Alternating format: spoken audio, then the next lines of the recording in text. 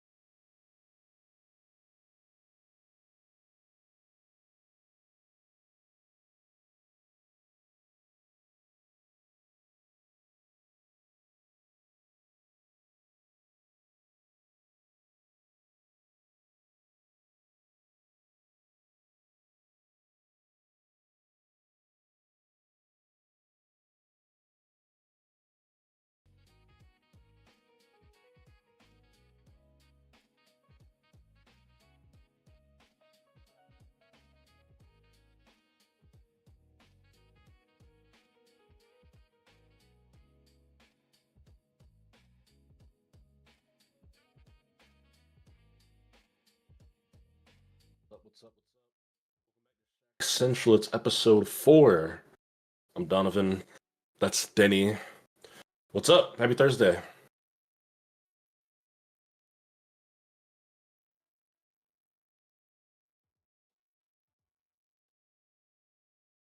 Yeah,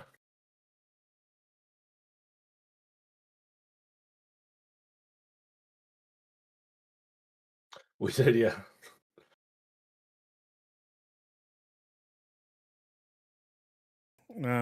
Yes, it's been quite the week. Hopefully, everyone's feeling good. Yeah. But thank you for tuning in. I'm always grateful that we get April 1st off because I always see the random shenanigans people post, and I'm like, I'm so glad I don't have to parse through all of this. I think the funniest one to me, did you see the Bunch of Crunch one? I did not see that one. Okay. Okay. So they did one of the great April Fool's Day sins where they pre-announce it. So they posted this on like March 30th. And Oh boy. it was essentially like a dispenser machine. Like, you go to the movie theater, you put your bucket under the popcorn thing, or the butter thing, and put Yeah. butter into it. It was like one of those, but for like Bunch of Crunch, like the little small chocolate pieces. Hmm. And it was like, hey, we know you guys love mixing it with popcorn. We're going to start putting these little machines in theaters that you can just drop your chocolate into your popcorn. And this post has 3 million views, and everybody was replying was like, I swear to God, if this is an April Fool's Day joke, there's going to be problems. Everyone was like, this better be They real. were And this is April livid. Fool's. Yeah, it's little April 1st. They post this statement. They're like, all right, so it was the April Fool's joke, but maybe not anymore. If you guys get the hype in the comments, we might make it a real thing. They're just getting cooked. This tweet has almost 1,000 Oh replies my to it. god. Bruh. And it's just people being like, fuck you. And it gets to what I hate the most about April Fool's jokes is when people just announce things that people want. Like, Yeah. don't tell me you're doing something cool and then say psych. That's not funny. That just makes me like annoyed. I don't understand that part of April Fools that so many of these companies are like, here's this crazy cool product. It's not real though, April Fools. It's like what? Man. Yeah. No. It has the exact opposite effect, guys. I Please don't do I that. just don't get it. A mess. Yeah. Yeah. There were plenty April Fool shenanigans that were popping up everywhere, and people Mhm. forgetting that it is that as well. I'm like, folks, come on now. I can understand you falling for the first like one or two, but like after that, I hate being oh, the guy. like it's like, oh I, my god, they're doing it finally. You're like, come on, folks, no, they're not you doing know better. it. I hate being the guy too. People send me stuff and I gotta be like, bro, that's fake. I had a friend who sent us a thing that was like, Project Hail Mary is getting a 4-hour cut on Amazon A Prime. I was like, 4 hour bro, cut. Okay. that is not happening. Wow. That's not happening, man. Yeah. Jeez. Well, we'll be speaking on some Project Hail Mary later on in the show. Since Oh we've yeah. both seen the movie now, so we'll chat about it later on. But yeah, it should be a fun one. Donovan had a little bit of time off. Not really. He was actually, Yeah. out at PAX and I things was in last PAX week. with the Steve and Ozzy getting hands on some games. Yeah, That was some fun. big ones. I know you got some quality action. We haven't gotten to speak about it on the show yet, but the horror game side is somewhat excited about the potential Halloween game in the works. Getting some Yeah, time in that with was Michael crazy. Myers and such. Uh, Nothing like getting to stab some folks and some teenagers and such. Getting some time in. Hmm. It did work, Yeah. but the announcement was cool, and I have seen some friends like keeping an eye on it. That I didn't realize how big the like Dead by Daylight crowd is at times, Oh but they man, are massive. Like, almost a cult-like fan base. Yeah, there's a dedicated group of people. you're sure you want to Yeah, say that? You're yeah, you're gonna right. come Actually, for you, or someone's gonna come pull up on Donovan with the jigsaw voice and you're stuff. right. You spoke on Dead by Daylight. Well, now it's the That's last time you're going to see daylight. You're next. that'll happen. They'll put me in the game. Yeah, that's a crazy fan base. But yeah, yeah, that was fun. That was a fun game. Well, we got a quick rundown this week. Just a couple of things that have come up that was worth getting a little bit of time on the show. But I feel Hmm. like it's been some interesting points throughout the week and last week as well. So we'll just run down a couple of these I thought was worth hitting. One of the big ones we're going to start off with is the animation community has lost a major figure Yeah, recently, which is definitely makes me sad. Uh, but we've seen quite a few of those happen recently, with some names kind of going up and down multiple lists. But let me pull it up here on screen. Oh, that's not the right one. I'm gonna get to that one first. I mean, later on. All right, the bad wigs, oh, jump not. scare. Yes, hold Oh on. god. All right, no wig action yet.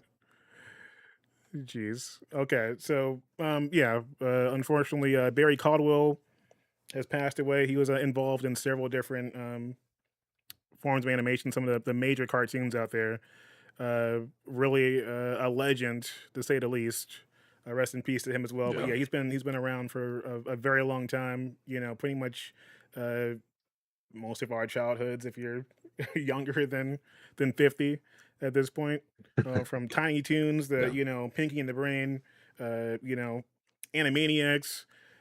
One of my favorite movies from back in my childhood was Osmosis Jones. So Dude, some really yes. wild stuff. That, like I remember always Yeah. cringing at Osmosis Jones, just like the nasty parts. Where I'm like, what's That happening movie's here? so gross, but I loved it. I loved Osmosis Jones as a kid. When I saw this, I was like, no. I wasn't. I mean, I was familiar with his work, but not his name. But then you see all the images just in this graphic. I'm like, God damn it, I love Osmosis Jones. I think that was my introduction to Bill Murray as a child. Um, You know what? You're but probably yeah, right. I'm trying to think if there anything else that he would have been in that kid me yeah, would have resonated with. I don't think so. yeah, that was the one for me.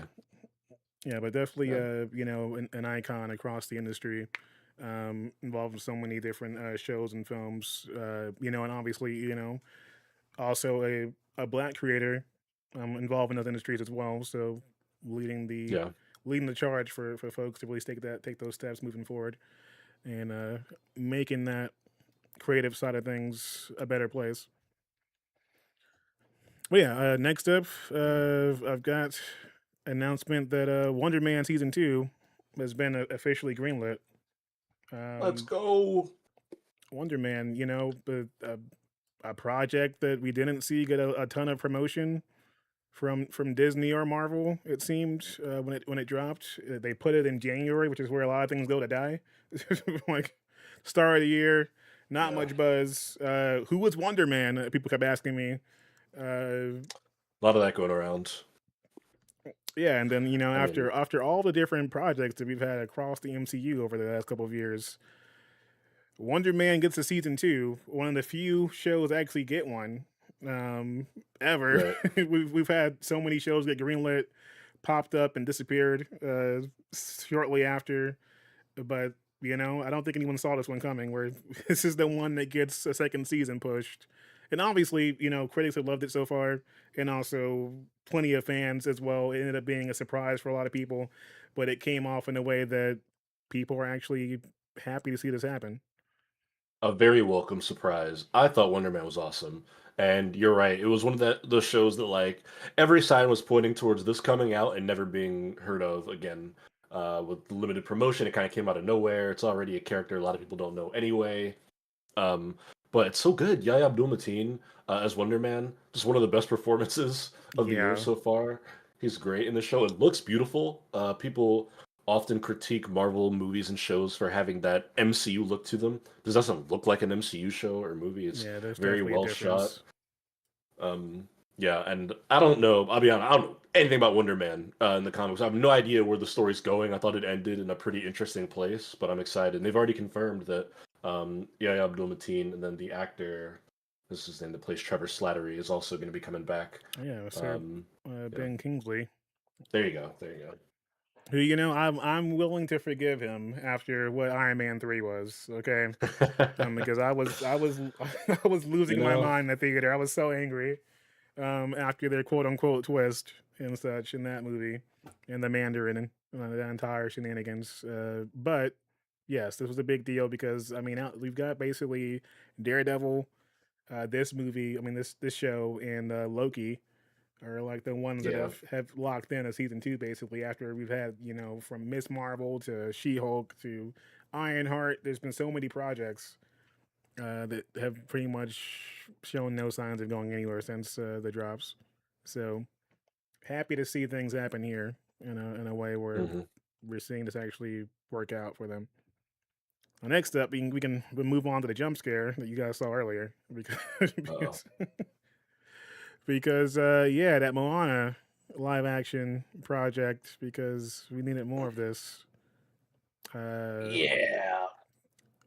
the Rock,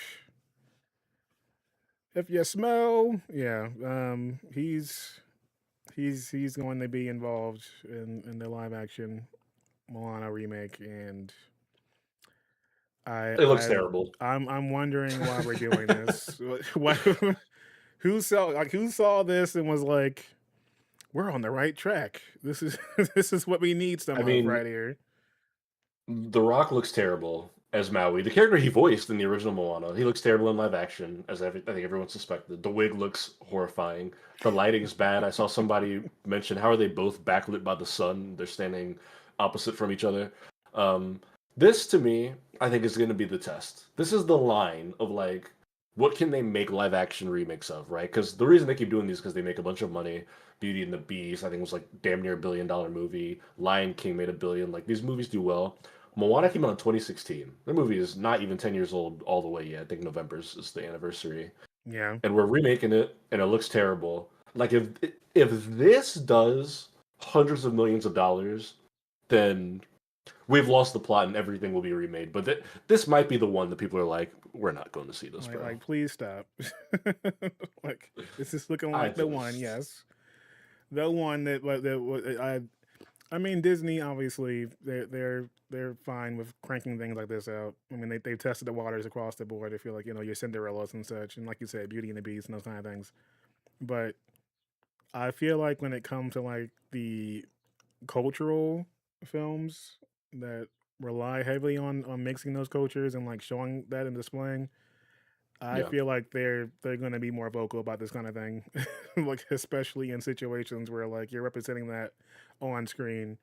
And yeah, uh, I never pictured The Rock and when hearing Molly's voice uh, in Yeah. this way compared to like the actual animated characters. So like this is killing that illusion for me. And I think that if there were children, or even like I guess they would be more like mid teens and such by now, on the later end. I think that this would probably end up being a bigger jump scare to them too as well because their head canon is probably not looking like whatever this is.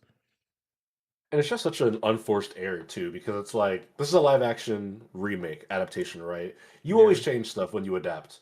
Yeah. Maui didn't have to have a full head of hair in that. If you were hell bent on The Rock doing it, and you're like, The Rock's got star power, fine, let him play the character again. Fucking make him bald. So what? Make Maui bald. It just would have been part of it. Just have him show up and it be The Rock, and put him on an actual island with the like a real set, and it already would have looked 1,000 times better than whatever this digital screen is with the Yeah. Party City wig. It's it's not. It It is doesn't look not. It good. is not working out. No. The Rock has put off a few different things over the years. All right, including making people care about a Doom movie that was terrible. But when it comes to this, I don't think he's going to be able to escape the criticism here throughout the film. Like imagine No. this wig flowing in the wind in scenes, or like in water, and like how bad Yeah. it's going to look. I'm scared for what's going to come from this moving forward. It's gonna be bad. Oof. Gonna be bad. Luckily, our big topic is something that I don't think is bad. We haven't talked about it yet, so actually don't know how you feel about it. But I don't think that this thing that we're about to talk about is bad. In fact, I think it's quite good because Invincible is rolling along. We just got episode 5 of season 4 yesterday, um, on Wednesday, and my God, was it a doozy. It felt like 3 episodes in 1. Um, Absolutely crazy. I myself am a show only watcher. I've never read the comic. I have no idea what happens, so I'm not really watching this with any sort of anticipation of what's supposed to happen next. But Yeah. my God, um, the show continues. I think after I finished, I texted my friends and I was like, "This show just leaves me stunned every week. Like just the ending. I'm always just like, oh my God." And without getting into spoilers, they go places in this Yeah. episode, and the performances all around are so good. But man, what do you think of Yeah. it? I feel like, and I think we'll be able to go. We're gonna break down things as far as like the last 5 episodes in a whole because we didn't get to last week. But yes, I feel like as someone who hasn't read the comics either, just bits and parts. I've gotten like a couple issues, Mhm. and obviously they've gone above and beyond with the level of violence at times than what you can show on a page. Seeing it in live action and people actually moving with the punches, it is brutality across the board. Yes, plenty of it. But I also think that there's been some nice interwoven storytelling involved too when it comes to how they're able to balance out some of the characters that may not get as much screen time at times and making them relevant in different ways. Um, and yes, this was definitely hard hitting. And I think one thing they, like you said, they do really well is like actually leaving you with like some heavy weight kind of at the end of an episode, like having like Yes. the way things hit, and you just like, all right guys, you have to sit with this for a week, see you next time. Like it's very Mhm. good at pulling that off in a way that like reminds me of an actual comic book uh when it comes to waiting for that next issue and stuff like that. I think the show does a good job of making that happen in a way that's quality. So big ups to Yeah. them on really pulling off that kind of balance in a way that makes sense. Yeah, I mean, for them to be in season 4 and still firing on all cylinders is really impressive. And I mean, obviously, you'll never replicate the zeitgeist moment that season 1 of Invincible had during the height of COVID. It felt like everybody was watching the show, and Yeah. just the week to week reactions were insane.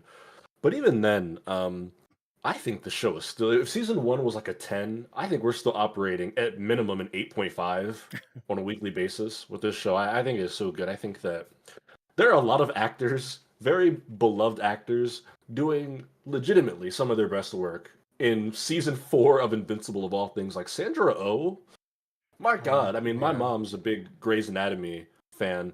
Part of me wants to tell her, like, you should hear how good Sandra Oh is in this like superhero show. She's great. I mean, J.K. Simmons still playing, Nolan slash Omni Man, whatever you want to call him. Steven Yeun, who felt like for a while he was in everything for a minute there. Sometimes I forget that's even him playing Mark Grayson. Uh, Gillian Jacobs, I believe it is, who I'll always recognize as Britta from Community, is Adam Eve. That's now just like over the course of 4 seasons become like the definitive role of her career to me. As much as I love Community now, when I hear her voice, I think Adam Eve before Britta. Just so many good actors in this show, and they keep pulling more people in every season. We had Bruce Campbell in like a cameo role in this season. Just a great casted show, and great performances all around. I think it's awesome. Yeah, there's definitely some quality. Like I feel like the voice cast kills it, and obviously, you got some serious star power in there, and also distinctive voices that really stand out every time you're hearing like Ultraman and such on the screen. Like you're gonna pay attention. Like you said, Sandro obviously is killing it across the board, several different ways, having to balance that different weight, and even when it comes to like Eve and Mark really having to stick it out there when it comes to showing all different emotions, and Hmm. it's impressive to be able to pull that kind of stuff off. Now, I will say, having watched these episodes and such, there's moments that feel like you're, which it kind of reminds me of like stuff like the Batman animated series, where there's some one offs like our Journey to Hell last week and such, where it's Yeah, like, oh, you're setting up side characters. Is it spinoff time? Like, Damien Darkblood, okay. They can yeah, kind of like hit and it feels a bit like jarring at times where I'm like, this is cool, but at the same time, we were in some heavy stuff before this, and now we're teleporting to hell and fighting with Satan. Okay, cool. Um, yeah. at the same time, though, one of my biggest gripes so far, and one that I've noticed and that's felt more distinctive now, um, I feel like has been more in tune with the Viltrumite side of things, and it's become a Mm, bit more prevalent for me after as someone who's had memory issues and spent time catching up with the seasons way quicker than most people have. Um, right. I will say that I really like seeing like different sides of the Viltrumite culture and like elements of that in place, and like getting to learn more about that backstory. And we saw like Nolan and such getting his ass whooped on his birthday. Like different parts of that was really cool. Like you have to be strong or you're going to get destroyed. Um, but when it comes to the actual like fight scene side of things and like those battles, I think that there is like a hindrance to some of that creativity at times because they all have the same power set um, in comparison. Like there's only so many times I can take. You're getting punched through a building, and we're flying, and then we're punching through a building again, and then you're hitting the ground, and then I'm going to punch you a bunch of times into the ground more, and you're seeing the impact of those punches some more. Okay, cool. That's that's great. But now we're getting into season 4 and halfway through season 4. Where are we going from here as far as like the battle kind of move set and that kind of thing? Where because when we're seeing stuff like duplicates brother and folks using their powers really uniquely in different ways, I think it's when it reaches kind of like its peak at times where I'm like, oh, this is really cool. I didn't think about how to use that. Um, and seeing them battle those different kind of move sets, much like the video game that's coming out.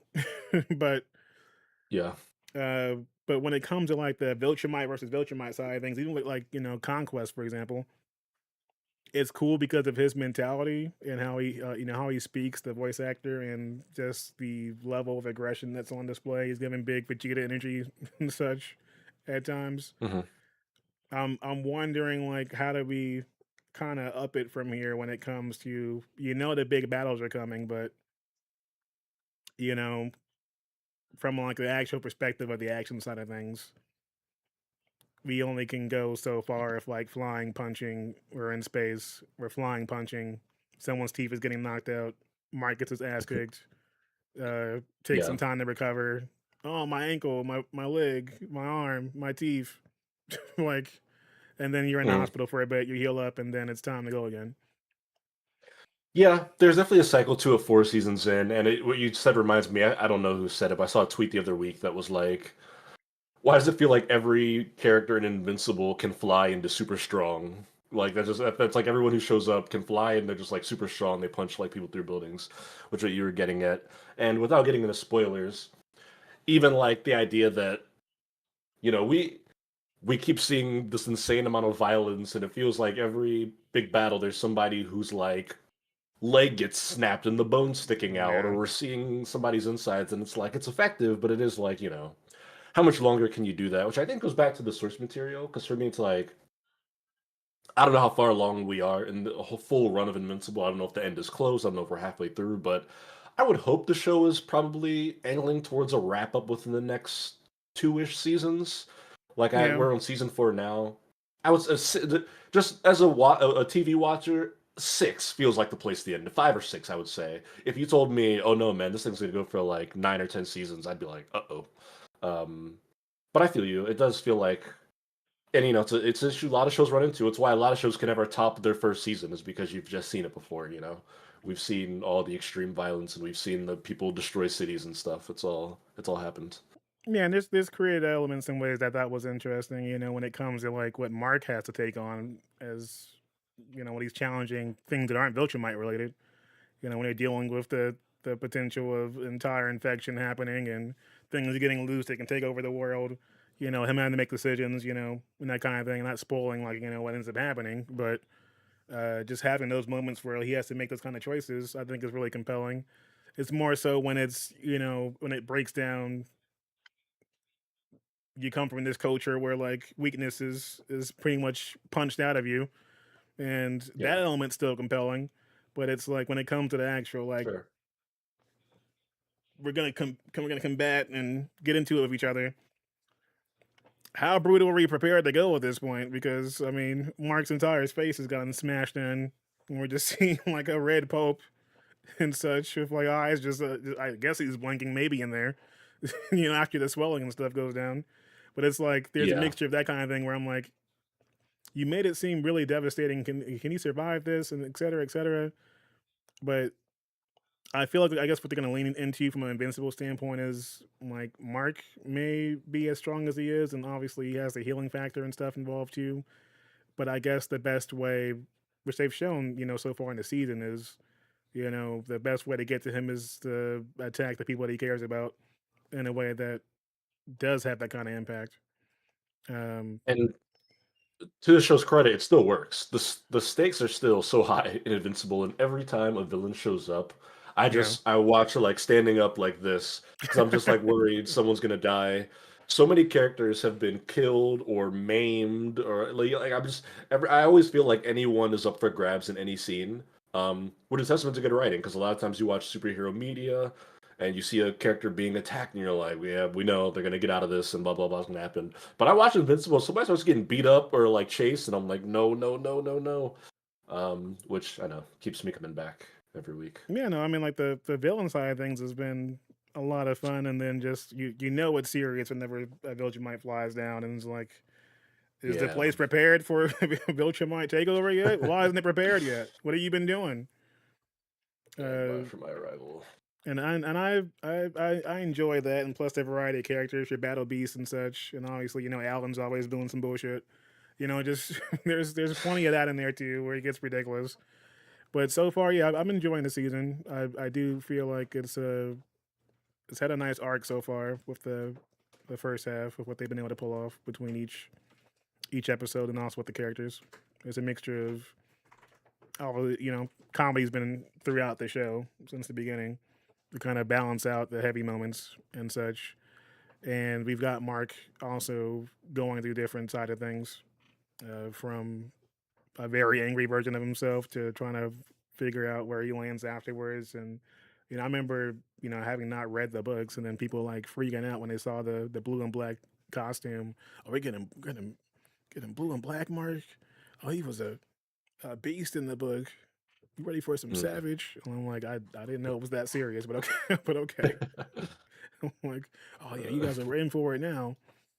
So Right. it's interesting to kind of see like that element of I guess cold or a distant Mark being part of the story and actually built into it that way.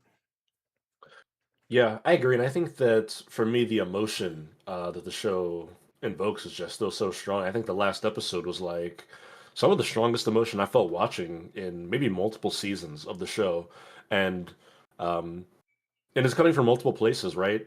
Different relationships of Yeah, various characters that just feel so well developed and thought out now, that I just like think back to past storylines. I'm like, oh my god, how far we've come! Like, I know I really love a show when I start thinking, I'm like, man, one day, like when enough years have gone by, or maybe I like got somebody in my life that I want to show this to, like I'm gonna rewatch the show one day, and it's gonna be great. I'm like, I can't wait to like relive this ride because they do such a good job of weaving in old storylines and bringing characters back, and I'm constantly like, oh man, that's right, that character did say that, or they did attack this person, or this guy is like a reformed villain. There's just so much to it now that it does feel like a breathing, living universe. But I'm with you. I'm still enjoying it quite a bit. I think we have 3 episodes left this season, or might be more. Let me see. Yeah, I feel like we're definitely past the halfway point, but it's I can't remember if it's 8 or if it's 10. 8, 8. Okay. So we have 3 more. They've Which, they've balanced things out pretty well considering where the stakes are for things, and then also just it's felt like pretty hearty so far, like eating the good steak.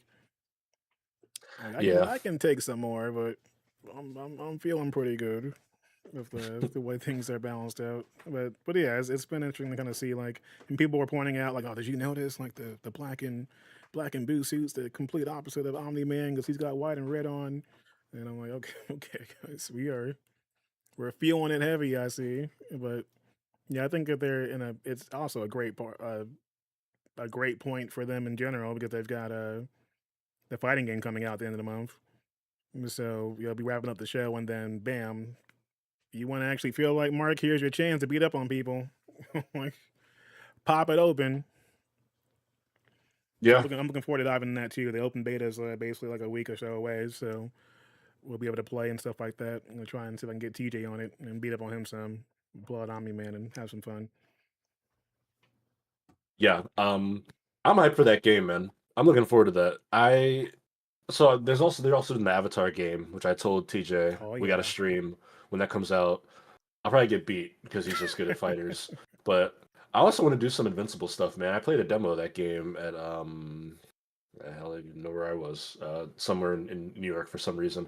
But that game was great. I had a lot of fun with that demo, so I'd be down Yes, to check I out am. some more of Look, that. I am.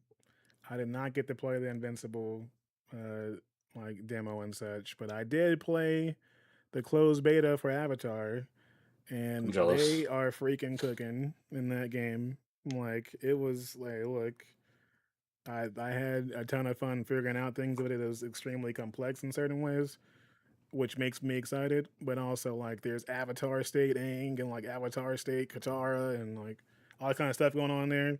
But it's also like they've got like characters that are like doing wild, like usually like Toph, for example, she can put up like ground walls and you can do full wall bounces off of them in the middle of in the middle of the map.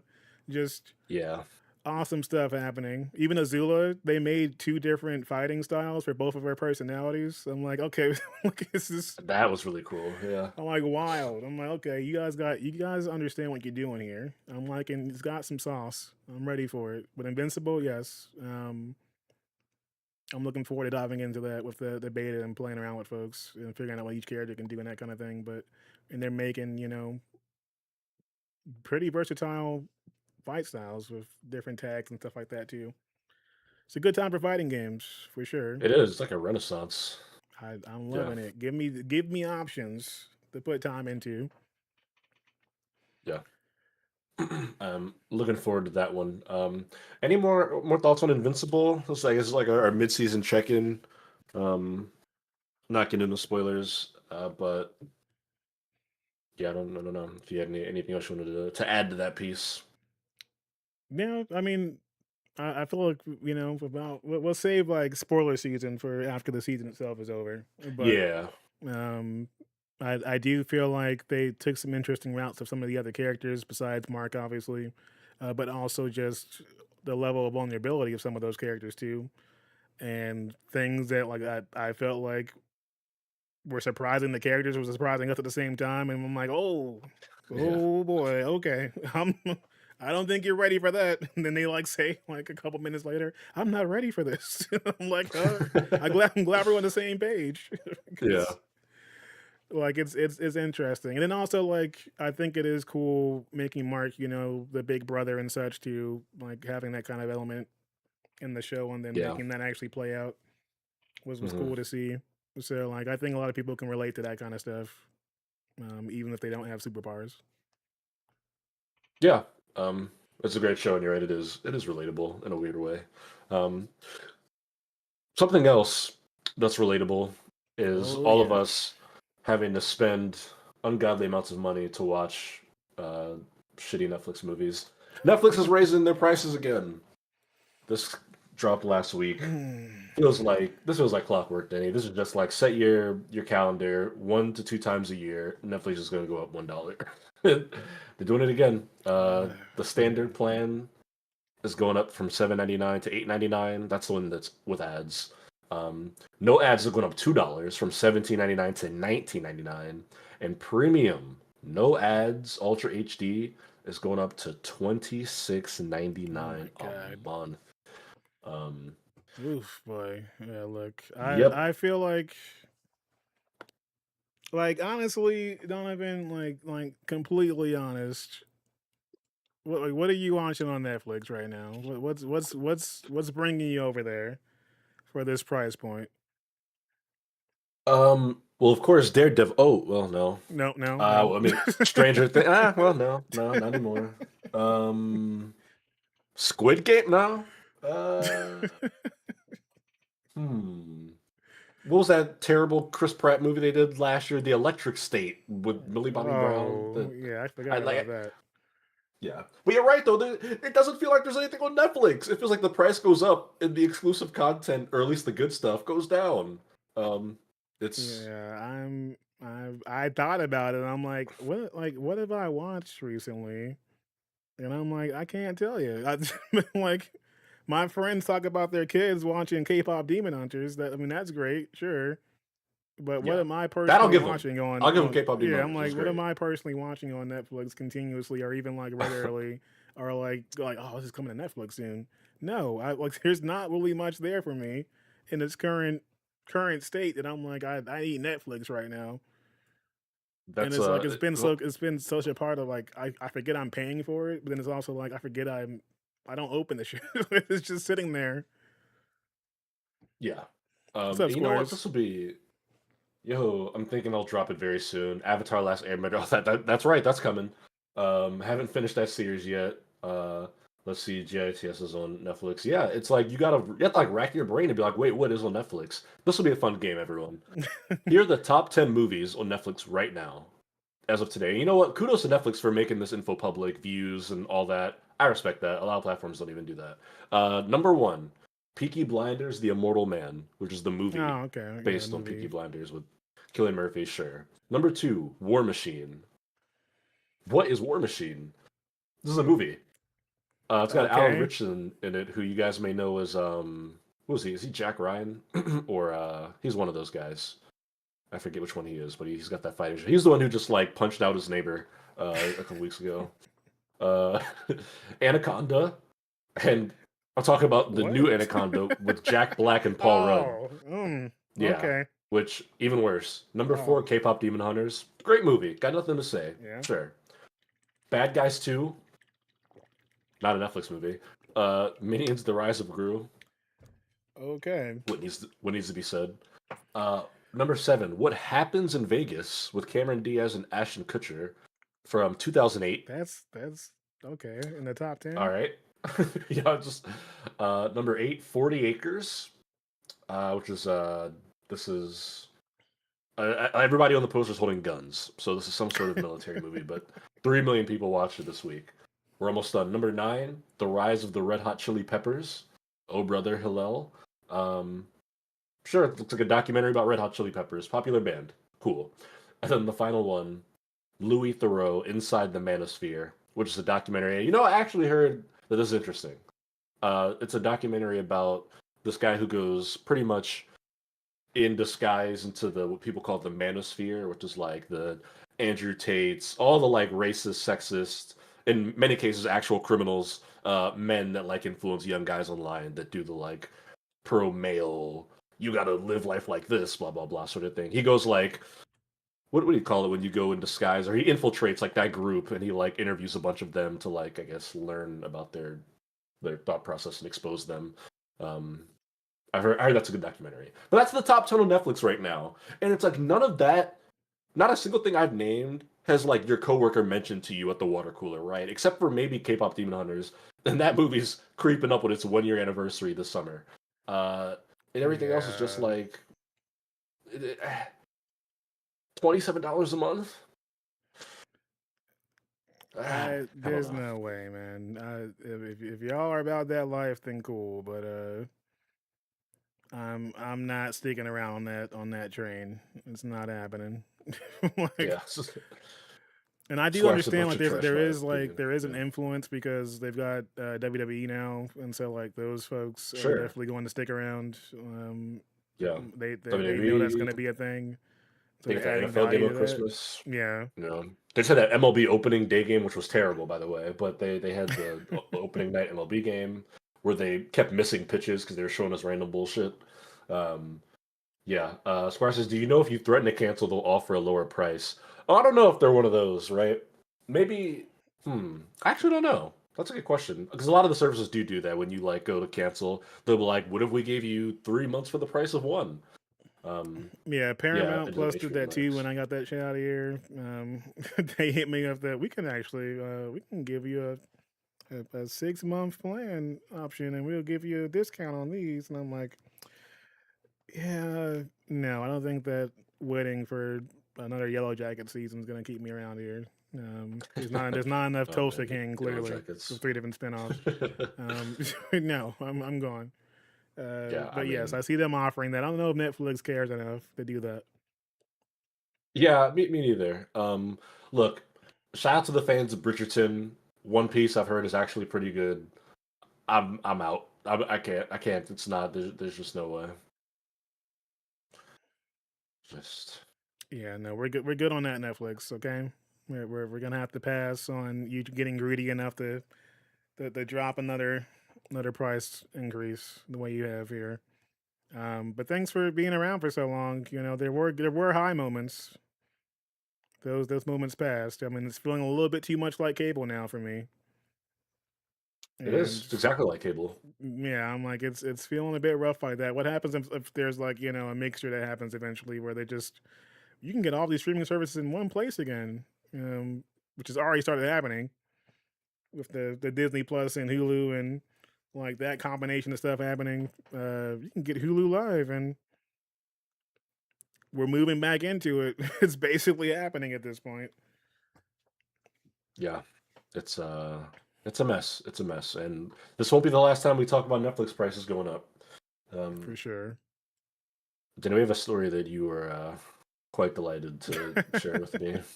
Uh, Scream 8 is officially in the works, and they've hired writers, specifically the writers of the Poker Face show. I believe they're also the showrunners. Um, pair of sisters, Lila and Nora Zuckerman. Um, hey, I thought Scream 7 was fairly bad. I thought season 1 of Poker Face was fucking awesome. It's a Yeah, great mystery of the week who done it. In theory, those skills should translate to Scream, which is at its core a who done it. I don't know what the movie's going to be about. If this is another Sydney story or whatever, then odds are not so good. But good for these ladies. They'll be the first new kind of screenwriters in this after the Kevin Williamson era and then the Guy Busick, James Vanderbilt eras. Um, yeah. Uh, I don't know. What do you were you? Oh, they also did Shield and Suits, and I never saw Suits. I watched a little bit of Agents of Shield, I did watch a bit but of yeah. both shows. I did enjoy what I saw from Suits. Agent of the Shield was definitely rocky, but I don't think all that is really their fault. How's it going, Henny? Welcome to the stream. You thought That's Stream Seven was my bad? My heart is broken. my Oh this well. is this is my good friend Ashy. Yes. Yeah, look, here's the thing, Ash. There are fun things about Scream 7. I enjoyed a lot of the kills and whatnot, but it's just I just think it's worse than all the other ones. I think it's worse than 3, which was the my least favorite one before that. Um yeah. I talked about it in one of our episodes here. It's just not on the level of 5 or 6 for me. But they're gonna. It's the highest earning of the entire series, which is crazy to think. I think it's the first screen to make 200 million at the box Yeah, office. I never thought 200 I'd see the day million where, plus for that movie is yeah, insane. making MCU money at this point, which is nuts for that movie. But yeah, of course they were gonna do 8. And like I said, I like these writers. Important distinction to make. As far as my research goes, they wrote on season 1 of Poker Face, not 2, which would be good because I thought season 1 of Poker Face was way better than I season agree with 2 that. Yeah, of Poker Face. Yeah, great 'cause that show. means they Obviously, had a distinctive uh, like they had influence there basically then because you're seeing that impact. It definitely went downhill in comparison. she said you have to stay loyal. I'm doing my best. I'm doing my Wow. best. Okay, let's catch I'm up on chat still, here. Consider I'm okay. still um, Yeah, I see Scanner says the rival HBO Max here in Ireland finally has resulted in us dropping Netflix in this house. Yeah, I'm hey, still keeping my HBO right now. I'm using that. I'll tell you this, Scanner. And I feel weird saying this out loud because I don't want to give these companies credit. HBO Max is like probably the best of the streaming services. Like they're the ones that'll probably get away with raising money. Because see, unlike Netflix, you log into HBO Max and it's just like banger, banger, banger, banger. It's like whether it's like new shows or old stuff, it's just like great, great modern stuff that they have on there. Me and Henny in chat, we've been watching Sopranos on there, which has been great Oh, so far for the nice. first time. A lot of good stuff on HBO Max. So yeah, I don't blame you. You've upgraded. Yeah, Scanner says I Suits did was my first okay, but watch it went on way through too long. of Sopranos last year and enjoyed myself. Okay, yeah, I had a I'm good still in time. season 1, but enjoying it. Mhm. Let's see. We got you only seen Scream One, Squires? I mean that's a pretty good one to see. I mean, Scream One's the best one. I'm a vehement defender of almost every single Scream sequel, so maybe I'm not the one to listen to, but I think Scream 2 is great if you like 90s movies.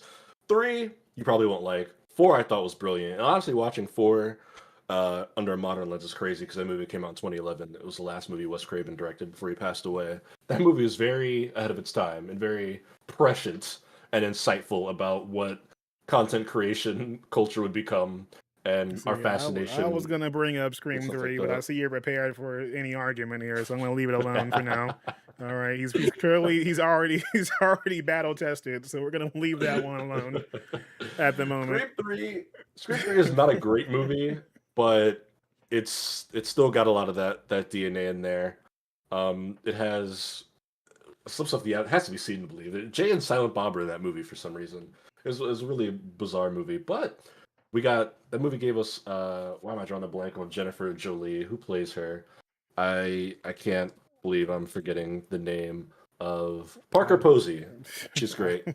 well, I've She's got the benefit of memory loss, and don't think I would have choose to remember that movie. But okay, Scanner Doctor says 8 Scream movies, and we can't get a Cherry Falls too. I don't remember Cherry Falls. You love the Oh, entire that's a genre 90s though. 90s slasher 99. Oh, Brittany Murphy. Wow, I've never heard of this movie. Yes, I love that See, entire genre of look at your 90s horror Scanner movies that aren't putting us scary. on the stuff here. All right, I don't mind checking out a '90s horror film.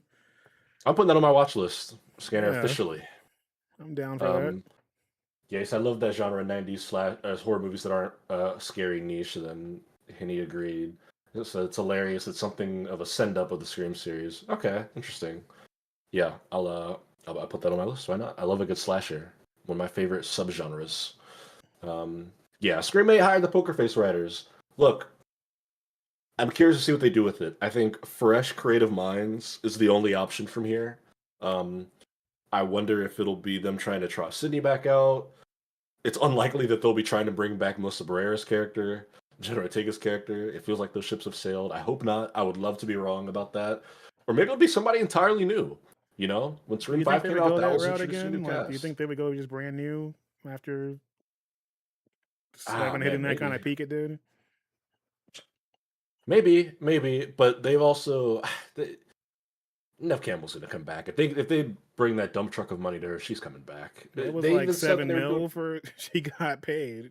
She got. They Jeez. gave her like a small NFL salary to come back and do that movie. But yes, I think if I had to bet, she probably comes back. I wouldn't be mad if they just did something entirely new. Here's the thing: there's so many talented young actors you can put in a Scream ensemble. They used a Yeah. couple of them in Scream 7. McKenna Grace was in that movie. Um, I want them to get back to horror movie parodies, I guess, like Scream 5, my favorite sequel in the series. Something that it does so well is the way that it just sends up the last decade of horror, and they jump on the elevated horror, and they make fun of the Babadook, and they talk about Jordan Peele movies and stuff. And I Six did mean, a little bit of you're that. getting that in Scary Movie later this year. All I right. am, I am. I can't wait for Scary Movie. Scary Movie, my goddamn movie of the summer. I can't wait for that. Um, yeah, but I hope 8 gets back to that because 7 wasn't really interested in doing any of that. But yeah, we'll see. We'll see. Yeah. I do hope that they don't get, attacked, for being involved with the franchise now. And, like, 'cause it's one of No, those no, franchises yeah, that definitely can be vocal about different things. And then, you've got folks on the anti woke nonsense and everything else there. yeah. Um, People are because, insane. we've seen what happens when people speak up on set or involved with the project after the way things went in the Hmm. past. So I'm hoping it doesn't go down that Yeah, route, especially being attached to, like, the studio and stuff that definitely won't stick up for them. yeah, exactly. I wish them the best of luck. I hope they do something cool. They've got a pretty cool track record as far as I'm concerned, and I care a lot about Scream. I have a Scream 2 poster in my living room that everyone sees when they walk Nice. into my apartment. So I care a lot about those movies. So I hope eight's good. I hope eight's good. Um, Well, we got plenty to say about the next one. oh yeah, oh yeah, the Mario Galaxy movie. It's here. It's here. I saw it ooh, Tuesday night going into Wednesday. It was the midnight showing, which I haven't done since I think one of the Harry Potter movies was coming out. But the Mario Wow. Galaxy movie has made 34.5 million on its opening day, just its first day. I think it's at 68 mil globally here. Um, so sequel to the Super Mario Bros. Movie, which came out almost 3 years ago, or 3 years ago this month. Um, that movie made, I think, $1.3 billion, and Mario Galaxy movies off to a great start. It's looking like it's going to compete with that number, and we've talked a lot about this here at Shack News and the lead up to it. A little tease for the next episode of This Week in Switch 2. We're talking about Mario movie on that show. Asif's going to have a lot to say about it there. But yeah, this is a huge opening day win for both Nintendo and Universal Pictures, obviously, who collab on this. Um, and a big win for video game movies. It's crazy that we live in a world now where these things are like the equivalent of comic book movies, where they just come out and they just clean up at the box office.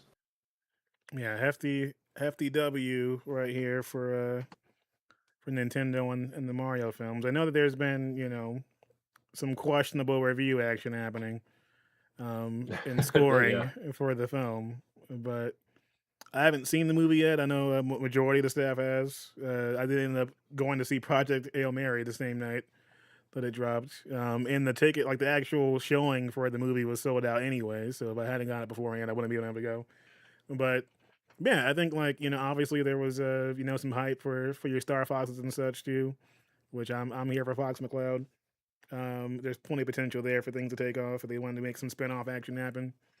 Hmm. But yeah, like this kind of number, pretty damn awesome to me. Like it's taking home bank, and that's also like not even like just think about what this movie's gonna do when it hits your streaming services and Blu-rays and everything else there. And I want to see more behind the scenes stuff when it comes to the voice acting crew and stuff like that, and what they've been up to and what they're saying about both shooting the film and then potential stuff for the future. Now I got a question for you since I haven't seen the film. Okay. What was how did your boy Donald Glover pull off the Yoshi in this film? Because I This was kind of confused about how that's gonna go. I was also confused about how that was going to go. He sounds just like Yoshi to the point that if they never announced he was in it, I don't think anyone would have ever guessed it was him. You can't tell it's him. It just sounds like Yoshi from the video games. Now, I don't know if that's because he's giving a god level performance. I don't know if it's because the voice is edited to all hell. Probably a combination of both. But he just sounds exactly like Yoshi. I'm not going to embarrass myself and do the voice here, but it's like it's good. And I saw he had that quote where he was like, "I was really pleased, when they."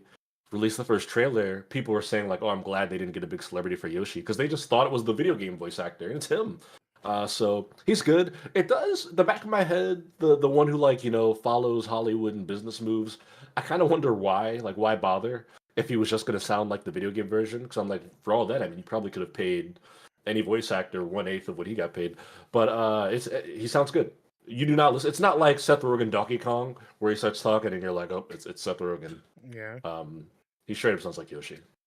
That's interesting that he was like, "Make me Yoshi," and it was like, "I can pull it off," like he's been practicing. He's like, Yeah, I've which been I I've been look waiting for this all my life." good on him. Scanner says future EGOT winner Donald Glover. I could see that. How far along is he in that? I'm sure he's That's probably an got interesting Grammys. character. Like, yeah, maybe we can look that up because now I'm Yeah. curious. How close is he to getting that one off? I'm wondering now if he's close. But okay, Okay. Scanner that's says he's 204 he's the Oscar Oscar and the and Tony. Tony. He would be someone that could actually Oscar, pull off a musical performance. I feel like on yeah, stage. Oscar's doable, especially him being a music guy because you can get an Oscar for Yeah. music. So I could see that. Tony, it's so funny. Tonys are like once people get the E, the G, and the O, it's like just appear in a stage play and you just get the Tony. Um, Not to discredit theater actors, but it's like big Hollywood actor decides they're gonna do like a run on like the West End for this play. And it's like, well, there you go, boom, Tony. Interesting. Solid Yeah, space. I could see Donald Glover seems ripe for like a A24 drama Oscar baity kind of movie role in the next 1 or 2 years, where he's like crying in the trailer and he'll be like acting with like Renato Reinsve from Sentimental Value, and it'll be like the South by Southwest film festivals and whatnot. Well, who knows? Um, but I Yeah. could see him doing this thing. He'll age into a sad dad role and kill it. Yeah, 100%. If I could bet on that, I would. Um, You know yeah. what, I can agree with that. I think he'll lean into that in some way. I think he was doing a little bit of academy fishing before, and then Mhm. I remember he dropped that. Speaking of Netflix, didn't he drop that movie on Netflix? And then I can't remember the name of it now. That was tied to Bando like, Stone. yeah, I don't think that ever came out. did it? I I don't Yeah, remember. I just remember that he was talking about doing parts of the album yeah. for it. They were supposed to be like you said, like a tied, like a cross media thing where he was gonna do this album and this movie, and this album was like the soundtrack to the movie. I don't think that movie is like I don't. Maybe it does exist, but I don't think that's a thing that's like you could watch. It was the Adventures of Bando Stone or Bando Stone in the New World. Hmm. Um, Yeah, I yeah, it's wonder if got a something happened poster. where the project fell apart or something. Yeah, very strange. Because I remember when the album came out, I had a buddy who I know likes Childish Gambino, and I was like, "You listen to the new album?" He's like, "Well, I'm waiting for the movie." And I checked back in with him. I was like, "You might want to go listen to that album, bro." Um, Interesting. Okay. yeah, strange. And he still got the Community movie coming. You see that? He had a quote about that recently. Oh, Um, I did not see. Donald's got all the scoops apparently. I did not hear about the community stuff. I would have definitely have been so on that one. he had this one quote.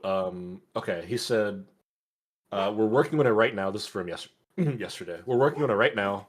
I know everybody's been saying that for forever, but I swear to you, I'm not lying about this. I really think that something is going to happen soon. So there you go. Okay. They announced this movie years ago, and it's just nothing's coming together. But they say he says it's coming along. I believe him. From the outside looking in, it felt like he was the holdup, right? He's the busiest one of that cast. Joel McHale, Gillian Jacobs, uh, you know, Yeah, that's uh, true. dude, it seemed like he was the one whose schedule they had to work around. But that'd be fun if we get a Community movie. Sans Chevy Chase. That'd be great. Yeah, I feel like Um, that's one of those that I actually would like to see happen in some way. Unlike all of the other reboots that are happening, or you remember your nostalgia? We got Malcolm in the Middle coming back, and some Home Improvement or whatever, like some mixture of all these shows that I'm like, who asked for this? And it keeps happening every single time.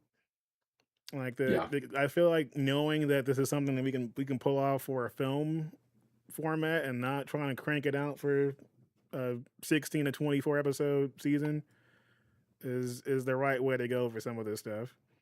because when I saw Yeah. Scrubs was coming back, I was like, I think I'm good. Like, I think I'm good on this one, guys. All right. Scrubs, the show that gave us the original Fortnite default dance. Fun fact: the dance Donald Faison does, where he's like, Oh yeah. that's what they use for the Fortnite dance. Oh, Scanner makes a good point about the Community movie. He says he thinks it got into a bit of a delay when Harmon ran into like the trouble with the drinking and stuff. Yeah, could be some external factors they don't want My dog's to name barking at the specifically. mailman. Okay, I heard that. I was like, is somebody walking into your place right now? Um, yeah, what do you do? Scanner said, honestly, the Scrub Show isn't bad. It understands what it is. All right, there you go. All right. I mean, I'm probably gonna pass on that one, but you know, there's balance, especially when it comes to like sitcom energy. Like Hmm. I'm still enjoying Abbott Elementary. Um, Hmm. Even though I haven't That's double a good one. checked yet, but because it was April Fool's Day, so I'm not sure if it was true or not about Uh-oh. one of the characters leaving the show. But Oh no. I haven't actually looked into that further, so we'll leave it alone for now. Because I was like, oh, All there's right. no way, but they probably were trying to fool people. Yeah. Um, but yeah, like there's definitely potential for some shows to make it out, but not all of them. Hmm. Fishing for nostalgia Yeah. kind of sort of works sometimes, and then there's plenty of time it doesn't. Sometimes it works really well. Last year they brought back King of the Hill, which Sam Chandler, Shag News Guide's editor, is a diehard King of the Hill fan, and he loved the reboot. Loved it. Thought it couldn't be better. So sometimes, sometimes it works. Sometimes it I appeals to think those I also longtime feel like fans. it helps when it's animation and stuff like that because you don't see the literal Sure. age in the same Yeah, way. it's not the sadness of like actors you haven't seen in 20 years, just looking 20 years older, playing the same character again. I agree with that. Yeah. All right. Well, Um. before we get into some of the other stuff, I feel like we can give our Project Hail Mary review Yes, for a movie folks. that came out since our last episode. Amaze, amaze, amaze. Yes, I was Um. having no inkling of what this film was about. Not reading the book or anything. I Okay. went in completely blind, basically, Oh man, what'd you and think? I actually really enjoyed it. You Hell know, yeah. my my my sister dragged the family to the theaters. She said we're gonna make it a family outing this time, Oh um, nice. and I said okay, we're gonna. I'll go along with it since I'm hearing good things from my coworkers as well. Yep. I'll check it out and give it a try. And Hmm. I was impressed by both the like cinematic side, um, and the way they kind of bridge things in with the storytelling and having like those non-linear timeline points. Uh, Really interesting. Also, the Rocky character and such. Like as someone that Yeah. didn't know what the hell was going on, I was not expecting. I couldn't tell Crazier. originally, like if the film was going to be completely about this space mission or another kind of interstellar situation. Uh, and then having that entire thing go down, I was like, what? Okay. Hmm. Squires.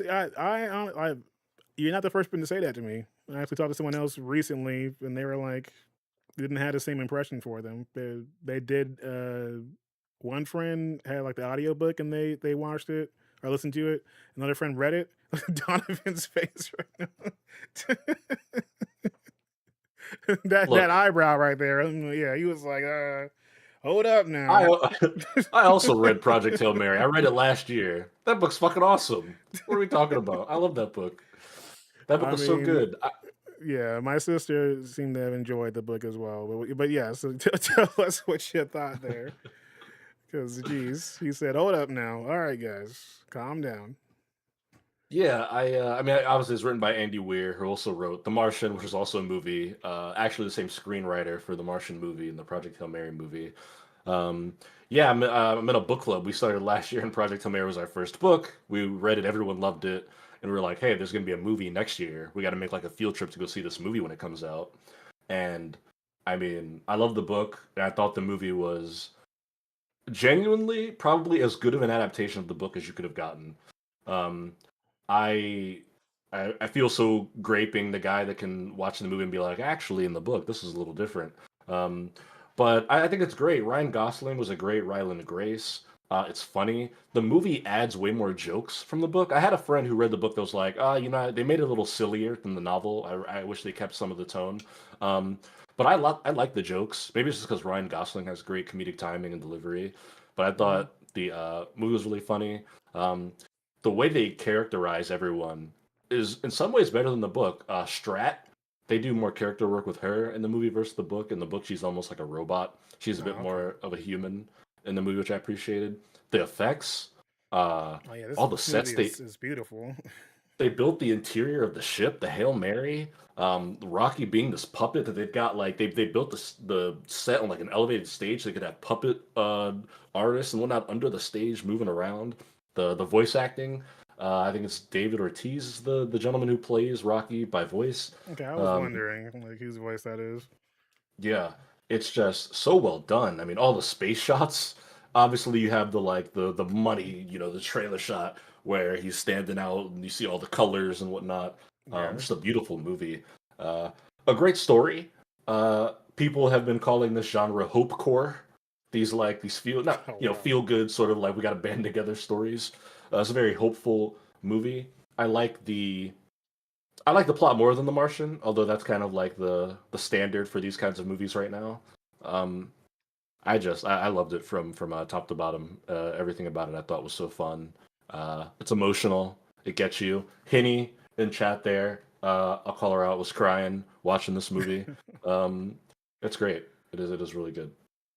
Now, was there anything about the transition from book to film that you didn't like? From book to film, there are a couple things they so the way that like he communicates with Rocky in the movie they like really graze over it. They're like, and then we like figured out this thing, and then yeah, in the book that's like a long build up of when they're like going. It's very like rudimentary at first, and there's a long like build up to how they communicate with each other. Um, the book also gets a bit more into how like Earth is slowly falling apart. Like there's plots in Earth where they talk about like Antarctica, and there's like the subplot where there's like this guy in Africa who's trying to like clear out half the Sahara of like to make it like solar panels to like harvest energy because they're running out. Like they Ah, get into a okay. lot of the like weird doomsday like the way people on Earth are preparing for it in the book that I thought was super like dark but also interesting. The movie doesn't get into a lot of that, which I understand because it would have been a 4 hour movie if they did. Um, That is yeah, interesting. I feel like maybe having like one or two of those kind of scenarios might have been nice to include, just to kind of give you, because there are like it's a pretty long period where it's just he's neck deep in what's happening, and I did yeah, wonder kind of like how this is affecting the Earth side since there's no communication happening from that end at all. So I think maybe one or two of those kind of like segments where it's like, okay, here's how Earth is doing terribly. I think would have been cool. yeah. Skinner says Ryan Gosling can be surprisingly endearing and believable despite his face looking like it does. What's wrong with Ryan Wow. Gosling? He's Whoa. a he's a Okay. handsome fella. He's a good looking dude. Um, Jeez. but yeah, I feel you, Denny. And I don't want to get into spoilers, but there are parts closer to the ending that the movie changes that I think work. I like these are like good, better changes almost. Um, but yeah, Yeah, it's good. I feel you. I've seen it twice. I saw it with my friends, and then I went and took my little brother to go see it. He loved it. He had no idea what it was about, and he dug it. Um, Oh, that's nice. yeah. Yeah, like Oh, is that. it that's okay? Sorry, scared to clarify. So that's what I mean. A little dude has an A plus face, but you don't hate him for. Okay, I see. It's because he has like the gorgeous Hollywood visage. Yeah. Good looking dude. And hey, he's in Yeah. one of my favorite movies of all time, La La Land. I'm a big Ryan Oh, Gosling nice. fan. I think that Okay. guy's funny. Yeah. I did like the way they kind of they show off different elements to you, and just like it takes a lot from like a design standpoint to make some of that stuff happen, like between the ship and then also like elements of like using like the different minerals and such to form different sculptures and everything else there. Like that was pretty interesting in itself. You know, that's awesome. Okay. Totally. You're right. Totally a liability at cornerback. Not a good history of like white defensive backs in football. Yeah, no, that's Only definitely a true. handful of He would get burned, in more handful of more Cooper ways than DeJeans out one. there. But yes, I enjoyed a lot of this here, and then also just it made me emotional at times, especially like even just the beginning of the film and stuff like that, because he's like waking up groggy, confused, and everything else in between. With a like, and I'm sitting there like, you know what, this feels a whole lot like me coming out of a seizure and such. Why can't I remember anything? I feel that too at times. Um, Oh man. so definitely some cool moments, and then like you said, like having the set be in design the way it is, and like having those elements in it too. That was pretty much the only thing I had heard about the film beforehand, was just how they had built the actual set in different ways to make it actually work. So it's really immersive. Yeah, I was Yeah. impressed. Yeah, also said this movie sounds great. I think you'd like it. Hey, I know you've been at the theater recently. I know you had a good time at the theater. What if you went Yeah, and saw Project Hail Mary one of these days, you know? It'd be awesome. I yeah. think you'd really like it. I think you will. We'd enjoy it. My only complaint really is just when it comes to Rocky. I think some of like the translation action did get a little bit. They were spamming that shit a little bit at times, where I'm just like, all right, guys, okay. But then I remember that this is made by the directors of the Lego Movie. I'm like, okay, That's Lord I Miller, see your yeah. timing is this way for a reason. But yeah, I mean, Yeah. like it does break up some of that in a way that okay, if you're like you're making sure it's heartfelt, but then also like not too heavy, where it's like oh, all right, everything sucks. But and yeah, Ryan Gosling does a really good job of like conveying that in ways that make sense, and like some of those plot points to come out later on definitely make his character interesting. And Yeah. yeah, it's definitely worth seeing, I'd say. I hard agree. Speaking of other movies, got some movie news by way of trailers. We're not going to react to them, but did you want to talk about these, Denny? We got Backrooms dropped a new trailer. Supergirl's in there. Oh, Um, I'm gonna save those for the end so that we can okay. still get them in. We just won't get them on YouTube, Okay, but cool. Yeah, we'll I'll loop know back that. to them. But there was a pretty big trailer rush. I also just wanted to point out just some of the stats for Project Hail Mary as well here, since we've got those here. So the film itself has earned 141 million worldwide so far, the Ooh. biggest opening of 2026 so far as well. Amazon MGMs, they're combined now. Um, it's their biggest opening ever. One of the biggest global openings for a non-franchise film ever as well. So some pretty big stats there for the project, and who would have thought? Maybe making more independent film options a thing, even if they are based on bugs, but not a freaking franchise. Maybe less Fast and the Furious 10, um, and more of this kind of stuff would be nice to see. Taking the risk on some of those things could be pretty, but Yeah. be a pretty big deal. Yes, damn, that's big money. Yes, that's what I'm saying, man. Yes. Like for Yeah. this kind of project, where a lot of people going in blind, like I am, or hearing a little bit about it, but not quite a ton, and word of mouth is traveling, like it is having an effect, and that kind of thing is that's how you do some natural kind of changing with that kind of stuff, where like it's just you tell me that this is worth seeing and it's coming from people I actually feel like I can trust their opinions. I'm in. Usually, I'm like, okay, this is actually. I'll give it some time. I'll see about it. Um, I did also bring up another link here. I just wanted to point out some of the stuff here because it was part of another list. Recent book adaptations at the box office. We had The Running Man at 69 million. Regretting You at 90 million. Mickey Oof. 17 at 133 I think million. 17. Wuthering Heights 235 million. It Ugh. Ends With Us 351 million. The Housemaid 400 million. And Uh. then Project Hail Mary at 500 mil. God damn, that was a lot of bad movies. Yes. There's a mixture of those in there, yes. Oh yeah. But Project Hail Mary is like, hold on. All right, we're making Yeah. we're making a pretty buck, and we're also pretty good. So I'd say that's a pretty solid mix there for sure. I see you, Scanner. Can't wait for the clip of Neil deGrasse Tyson telling us all it wouldn't be as much fun if we were smart like he is. Okay. Yeah. Man, He always Scanner goes. taking hits over here. All right.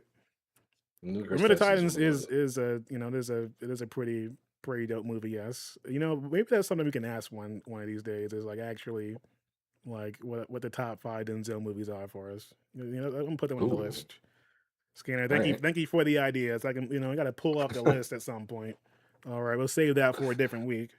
I got to think about that one, but yeah, that'd be a good one to go to break down, and figure out for sure. Yeah. Now, I did want to bring up, usually I cover the wrestling news separately and shoot separately, but these stories are also just ridiculous and don't actually involve any wrestling. So I'm gonna bring them up on the show because they're both pretty Please. ridiculous. I want opinions from both Donovan and the chat, okay? Because it's an Uh-huh. actual real story, okay? That Cody has also confirmed himself. Um, so those of you that don't follow WWE, God knows I wish I didn't for the majority of the time.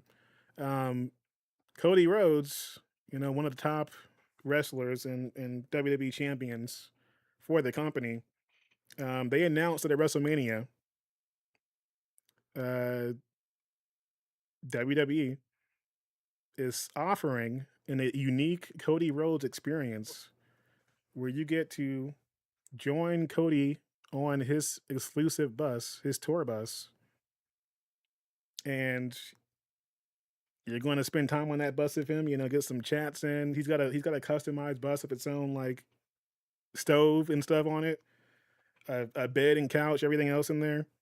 Now, Donovan, if you're taking a wild guess, how much would you think that this experience would cost you to have some time with Cody on his private bus, before WrestleMania?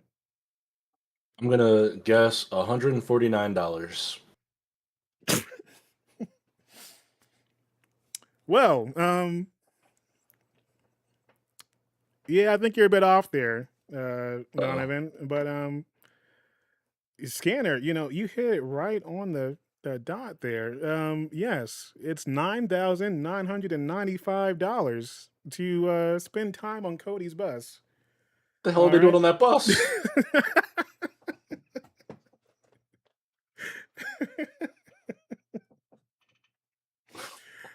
Yeah, yeah. I wanted the same thing at times. All right, Donovan. I That's mean, people, ridiculous. people have people have been calling it Cody's bang bus. All right, but he's a married man, so no, Jesus. it is not. It's not happening on the bus. All right.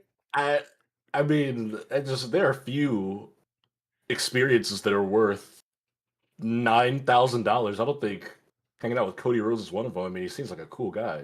Don't get me wrong. You're not down for the Jesus Christ. whoa. No, no. Who's who's going to this? Have people bought tickets? Is he not going to be by himself on the bus? Are there people out there that have bought tickets to this? There are people that have actually bought this ticket. Yes. In fact, I have a quote from Cody himself. All right, because he did an interview as well recently on the Busted Open radio show. And he said, I like all the different takes on what it would take for me to spend that money to go on the tour bus and then listing. Um, there are some fun ones. We did this tour last year very quietly, and this just a sweet on location deal for the people that want a little bit of that extra moment. What I did last year was fun. They got to see my WrestleMania gear in advance, and we got to talk about WrestleMania. I had a good plan for them this year. It's an absurd amount of money. Gosh, thanks for the fact that people are paying that. It makes me feel incredible. I want them to feel like they got a unique and cool experience and something intimate with us. When you got those those moments with your fans where you can sit down across from them and get to know them, two of the guys who were on the bus tour last year are coming on my podcast. I wanted to bring a fan on the podcast to see what that was like. We stayed in touch. I look forward to a new crew this year, and thank you for doing that. Okay. You So had I an mean, intimate experience with Cody Rhodes. I mean, there you go. Private intimate experience. I don't think there's a person walking on planet Earth that I would pay $10,000 to hang out with. Just like off the top of my head. I just don't think there's a single person, and Cody Rhodes certainly would not be one of them. That's wild. I did not think that. I did not know that's what was but going you on. get to see his Um, WrestleMania gear beforehand. You get to show it off for you. You know. There you go, Scams to Denzel. There you go. That's the one. He said it's just whale farming. Yeah, I guess that's true. They're specifically targeting. Obviously, they're not targeting any of the poor WWE fans. This is for like the rich assholes that'll just do it because they can. Um, yeah, I mean, yeah, I can't even say good for Cody because this just seems like fucking whack. That's bizarre. It's wild that like he's bringing them on the podcast and such now too. Like, hey, yeah, you guys can have a little episode on my podcast too, for paying to be on my bus with me. $10 We for a can we podcast can we appearance. can have a little YouTube time together as well. For you putting up that 10K, those 10 racks. Just get a little time, a little intimacy with me, my gear, the belt, and my stove. I mean, I'd love to interview those people. That's actually a good idea. It's got to be ridiculous. All right. First question: were you loved as a child?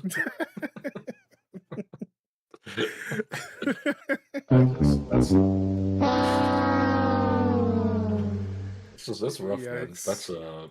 That's crazy. When you put okay, so you put it in the thing. I see now. This is WWE offers 9,995 Cody Rhodes bus tour. I thought that they were like, I thought it was 9,000 buses. They were making 9,000 stops. I don't know what the hell I thought the 9,000 meant. I did not think that was the dollar amount you had to pay to participate.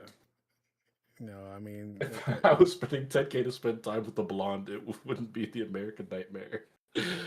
Oh god. Yeah, man, I like mean, that's also like, it makes me think too, like if they've offered this to other people and they just turned it down, if they offered this to other wrestlers and they said no, because I have to imagine that they had to have brought up some kind of idea to Roman Reigns and been like, hey, we can get you in here, we can go crazy. sure. I mean, could you imagine the line? Could you imagine the line outside the bus if they were like, get on the Rhea Ripley bus or the Liv Morgan bus? Yes. There'd be motherfuckers down the block ready to charge $10,000 to their credit card. If you, I, if you, I could totally see them having a freaking challenge where they're just like, whoever holds their ones up the longest will get to spend an exclusive Oh, that's hour funny. with Roman Reigns. Put your ones up now. Whoever survives, you get the opportunity to pay us 10 grand for the Roman Last God. experience. All right.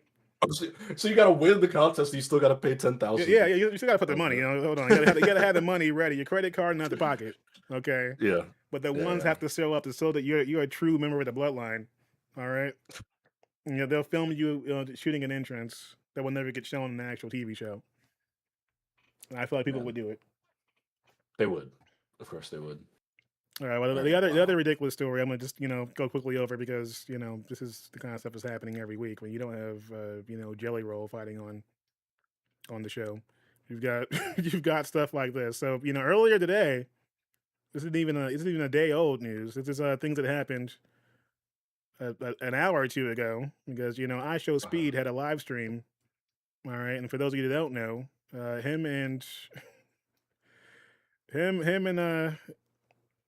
a couple other folks are involved in some shenanigans on the show right now, and they're going up Yeah. against L.A. Knight and the Uso brothers. And hey, things apparently got real on I Show Speed stream earlier because L.A. Knight showed up, Uh-huh. and it Oops. didn't end well. So I'm just gonna air some of that on here because it's this is the closest we got to breaking news because it happened right before the show started. Um, but yeah, so we got I Show Speed here. Just minding his own business, talking to folks. Chats there, and then you got LA Knight popping up. Right. He's just having a good old time over here. I mean, The chat's going crazy. it's good cross promotion for fucking WWE. Actually, I guess I mean, with those kind of this stats, is yeah. smart. Getting the video popping and everything else there, like it. Hey, he's pointing fingers, getting that like that action going, and I'm like, hey, he's like, calm down, yeah, no, hold on, this is fine, nothing to see here, I totally mean, totally cool. LA Knight's the cutting the whole ass promo in front of him. Keep in mind that like this man has no shoes on, no shoes or socks. He's real comfy in front of the bed. in The his full chat's stream still losing setup. their minds. Yes, he's out of control. All right, and I feel like if you're trying to reach that younger crowd, like we just brought up Yeah. how the Netflix isn't working for folks anymore. All right, but they stay on Twitch and YouTube. You got the man coming in and having a nice little sit down with him, and they're just sitting there having a good time. But I just because we're not gonna watch the entire stream, but I did get the screenshot because this is where things ended. All right, and a couple minutes later, all right, It's a really good screenshot. things did not go well for iShow Speed. All right, so this is I the WrestleMania build has been very interesting right now in some ways and terrible in others. So I mean, say what you want about the guy. One thing I can give Astro Speed is he always sells whatever he's doing. Like that is he's fully true. committed. He as a performer, somebody's gonna put him in a movie one day because he'll have like veins popping out of his face, fucking committed to these random ass bits.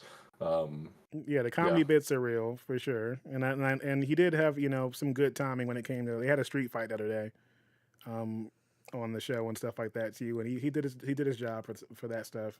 It is him and Logan Paul, mm, and Austin Theory who are teaming up against LA Knight and the Usos for WrestleMania this year.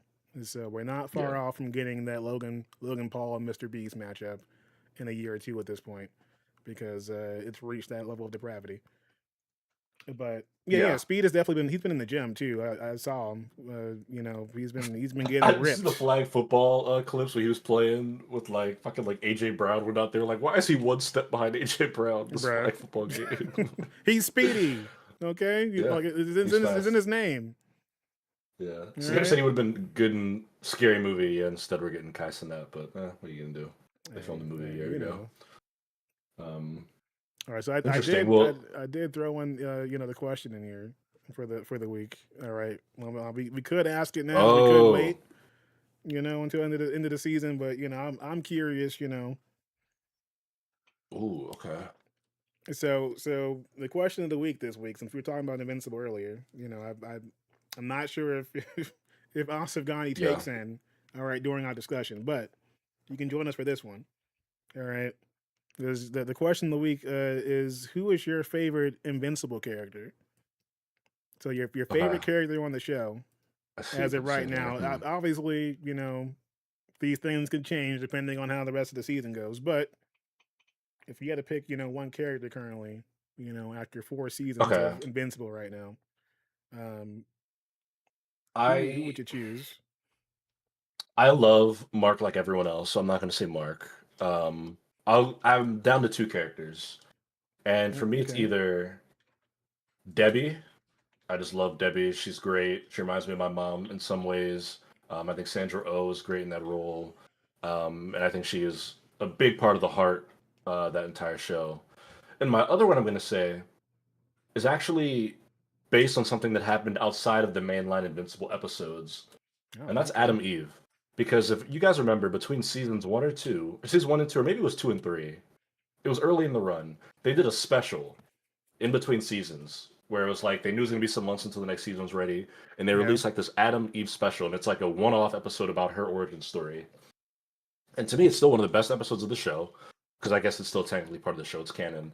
Um, it also has one of my favorite fight scenes when they're on. It's where she has all like the weird like siblings and stuff, and she is on the bridge fighting and she's doing all the powers and it's like cut cut boom boom boom and she's like transforming into shit and I'm watching I that's the one fight scene from the show that I've gone back on YouTube to just rewatch because the animation if y'all have not seen the anime special, the animation in that scene is so slick. Obviously Gillian Jacobs is great in that episode. Also has a very great montage. And with Invincible, one of the secret sauces to Invincible to me, Denny, is the soundtrack. They always Oh, find the yeah. best songs, whether it be needle drops or originally composed for the show. And my favorite comes in this special, and it's very early. It's when they have Eve as a baby, and you get the montage of her growing up, and it's set to the song "Witches" by Alice Phoebe Lou, and it's just her growing up, getting her powers, becoming a hero. A song so good. I watched this on the plane for the first time. I was like, "What the hell is this song called?" I love it. It ended up being like my number one song on Spotify that year, and that montage is so good. And honestly, talking about it, I think when we get off of this call, I'm just gonna go watch that fight scene again. So I'm gonna say Adam Eve. Yeah, that's definitely a good choice. Oh yeah, techno. Yeah, yes. Also is agreeing with you. Yeah, Yeah, no, this game said Battle Beast. I think that Eve is definitely pretty damn cool. She's definitely in my top three. Hmm. But I think that I think that TJ popping in here, Ray Explosion probably it was probably your favorite since Oh, Bad Luck, Rex Blood's so good. but pushed all the way Yeah, to the end and made something of it. You see, like there's a difference for me between like coolest powers and then like coolest character. Because I love the definitely. idea of Yeah, like duplicates character powers and abilities. Duplicate's Um, great. and, like I think that's like she's really cool in that way. Um, and Debbie's also awesome, like you brought up too. Like I mean, it's hard to really top her as far as like just the way that she balances off the being the somewhat tragic wife figure and stuff like that, but then also like the mom that still cares, understands what's her family's going through. But Hmm. I also am somewhat shallow when it comes to this show because I agree with Scanner. All right, I love some Battle Beast. All right, he's ridiculous, and and I like to lean into the ridiculousness when it comes to that end. Like there's Yeah. your Shapesmith and such, but I know that when Battle Beast shows up, it's a different vibe than a Viltrum might show up. It's still going to be some freaking ridiculousness as well, but it's going to be a different kind of ridiculousness because he actually has different abilities than the Viltrumites do in a freaking weapon. So Sure. I love some Battle Beast for like just the stupidest reasons, but also just yeah. I actually read up some backstory to you, Scanner, after the character was introduced, and it won me over pretty heavily on him too. Um, that being said, though, I do agree with you all when it comes to Eve. Like she stands out so much season to season, but also just overall character growth. And then I feel like she's pretty damn real with Mark majority of the time, um, in ways that resonate the same way that it would if you when you have a partner. It always feels Mhm. so real to me when it's like, okay, this is a real conversation people would have in the show happening. It's not something that just feels like it's just a script. It's like this is how some of this stuff would go down for real. Yeah, it is a story rich with characters. We've lost so many of them, but that's a good question. I have to revisit this at the end of the season because I wonder if opinions could shift. Yeah, I mean that's very true because I mean things have shifted somewhat with Nolan um, between the end of last season and this season in general. Like, there's been a lot more that's come out where you're like, Mhm. hmm, okay, maybe I'm understanding a bit more when it comes to this side of things. But yeah, complex side of things too. Cecil also, yeah, he's had some ups and downs, and in ways that I feel like it was curious to kind of see him showing elements of trying to care in this season, and whether like you can take it how far really. There's some of that too. Yeah, yeah, yes. He still is a complex character. He's a character that's constantly at odds with the protagonist, but you also kind of understand where he's coming from in a lot of cases, and he is very rational.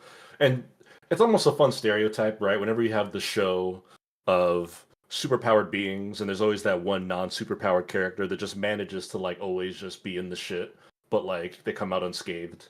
At the end of the day, I kind of think of like Yeah, he's Billy the Nick Butcher and like the Fury boys, energy. Nick Fury, yeah. Um, those characters has always managed to hold their own one way or another. You got to Um, outthink folks, but also be prepared to do the things other people don't want to do. Um, yeah, it's not always easy to do on that side either.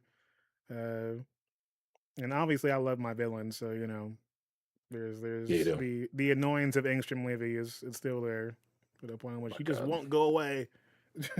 but, but he's got the pompousness that I'm expecting from a Doom, so Hmm. gotta show him a little bit of love.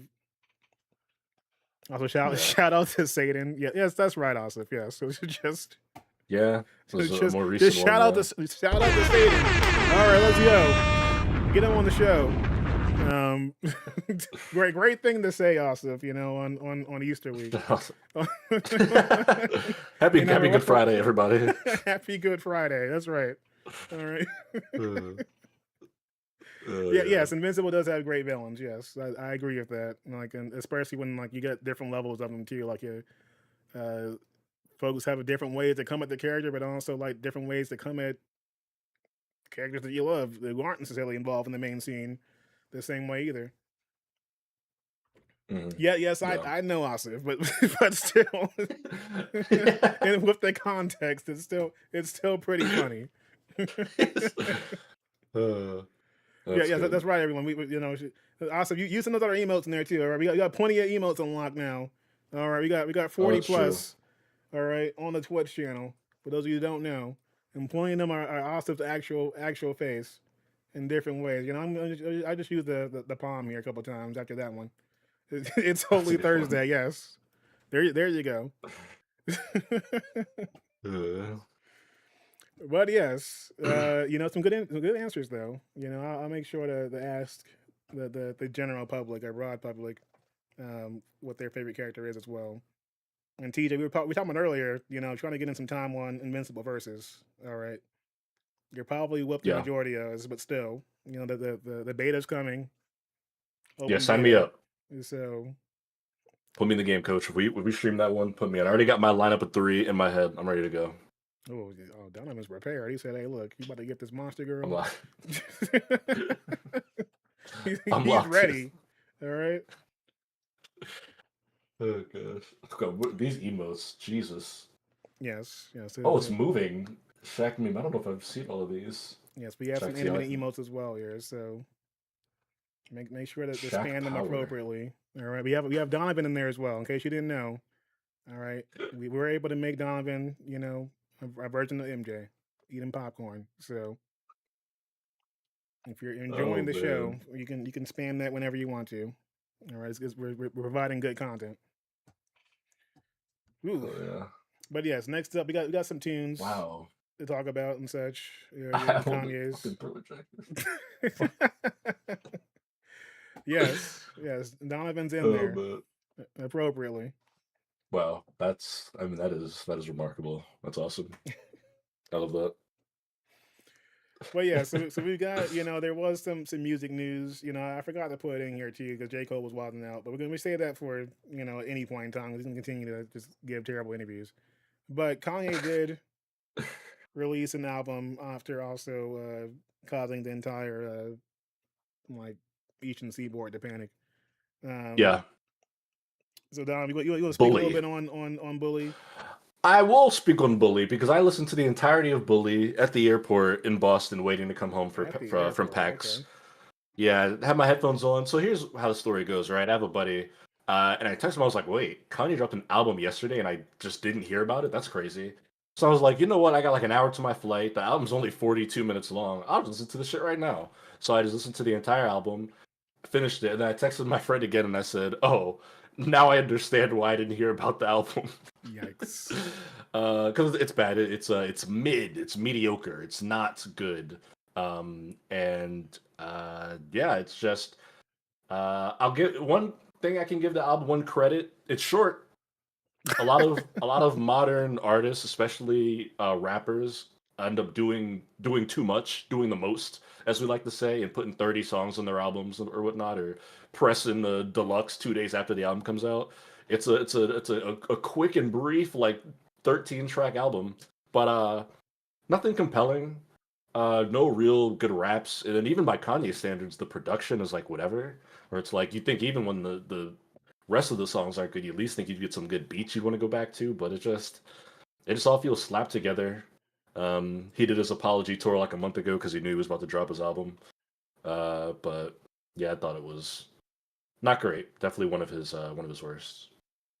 Well, I heard some bits and pieces from parts of a live stream that he was airing while doing some kind of live show event in Cali. And people were confused because, of course, it's just like, okay, you drop a track list and then suddenly it's party time, I guess, apparently. But he was mixing in old and new songs in there too. Uh, but yeah, it's going to be interesting to kind of see like where things head in 10, 15 years when people are looking back at the early 2000s and like your college dropout area where you had your Kid Cuddies, your Lupe Fiascos and everyone else dropping, and Kanye just on a whole nother level at times. and him and Jay-Z dropping different things, and now moving in completely different directions at times in comparison to what you're seeing from folks who are elevating right now, like Kendrick. And I'm not sure how like history look back at some of this stuff if you weren't around for the moment when it was happening. Yeah. Um, yeah, it's someone who's very clearly past their prime. So get into the Biggies and his creative nadir, yeah. Um, certainly so. But I don't know. I listen to it, and typically when I listen to an album, as I hear the songs, if they're good, I'm like, all right, I'll put that in playlist or whatever. I finish this out of mine and take a single song with me. So yeah, those are my thoughts on I it have lately. not heard it yet. All right, but I feel like Donovan was also going hard on the fall off with J The Cole and fall such. off, yeah, was Fallout was better, but also not great in my opinion, unfortunately. Um, Because I enjoyed some tunes on it, but then I also enjoy less tunes on it after J Cole kept talking. So like if he would just shut up. All right, I don't need to hear about how you wanted to stay friends with Drake and Kenny wasn't having it, and you were supposed to have two songs with him on the album, but then now you couldn't because there was too much drama between you. And I'm like, okay, what is this tour that you're on right now, popping up on podcasts and saying these things that no one asked you to after the album dropped? So it's not even for like the getting provocative to get those views up or anything before it drops right now. It's all afterwards. It's having the opposite effect.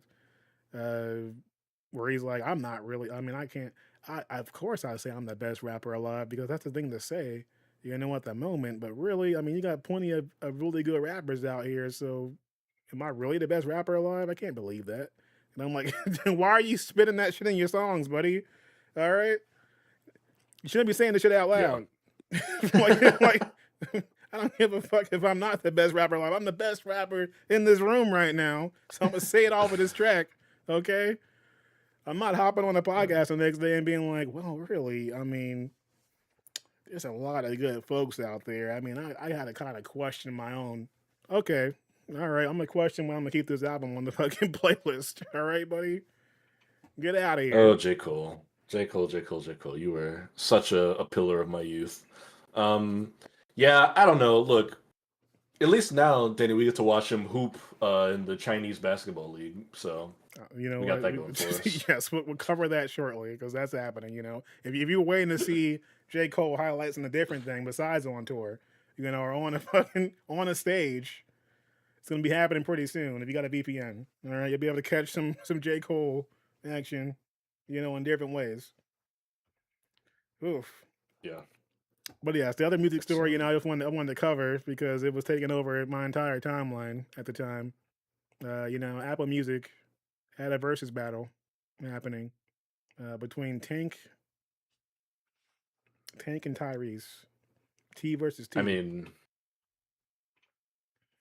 all right, fellas, to to just you saying that there was a versus between Tank and Tyrese.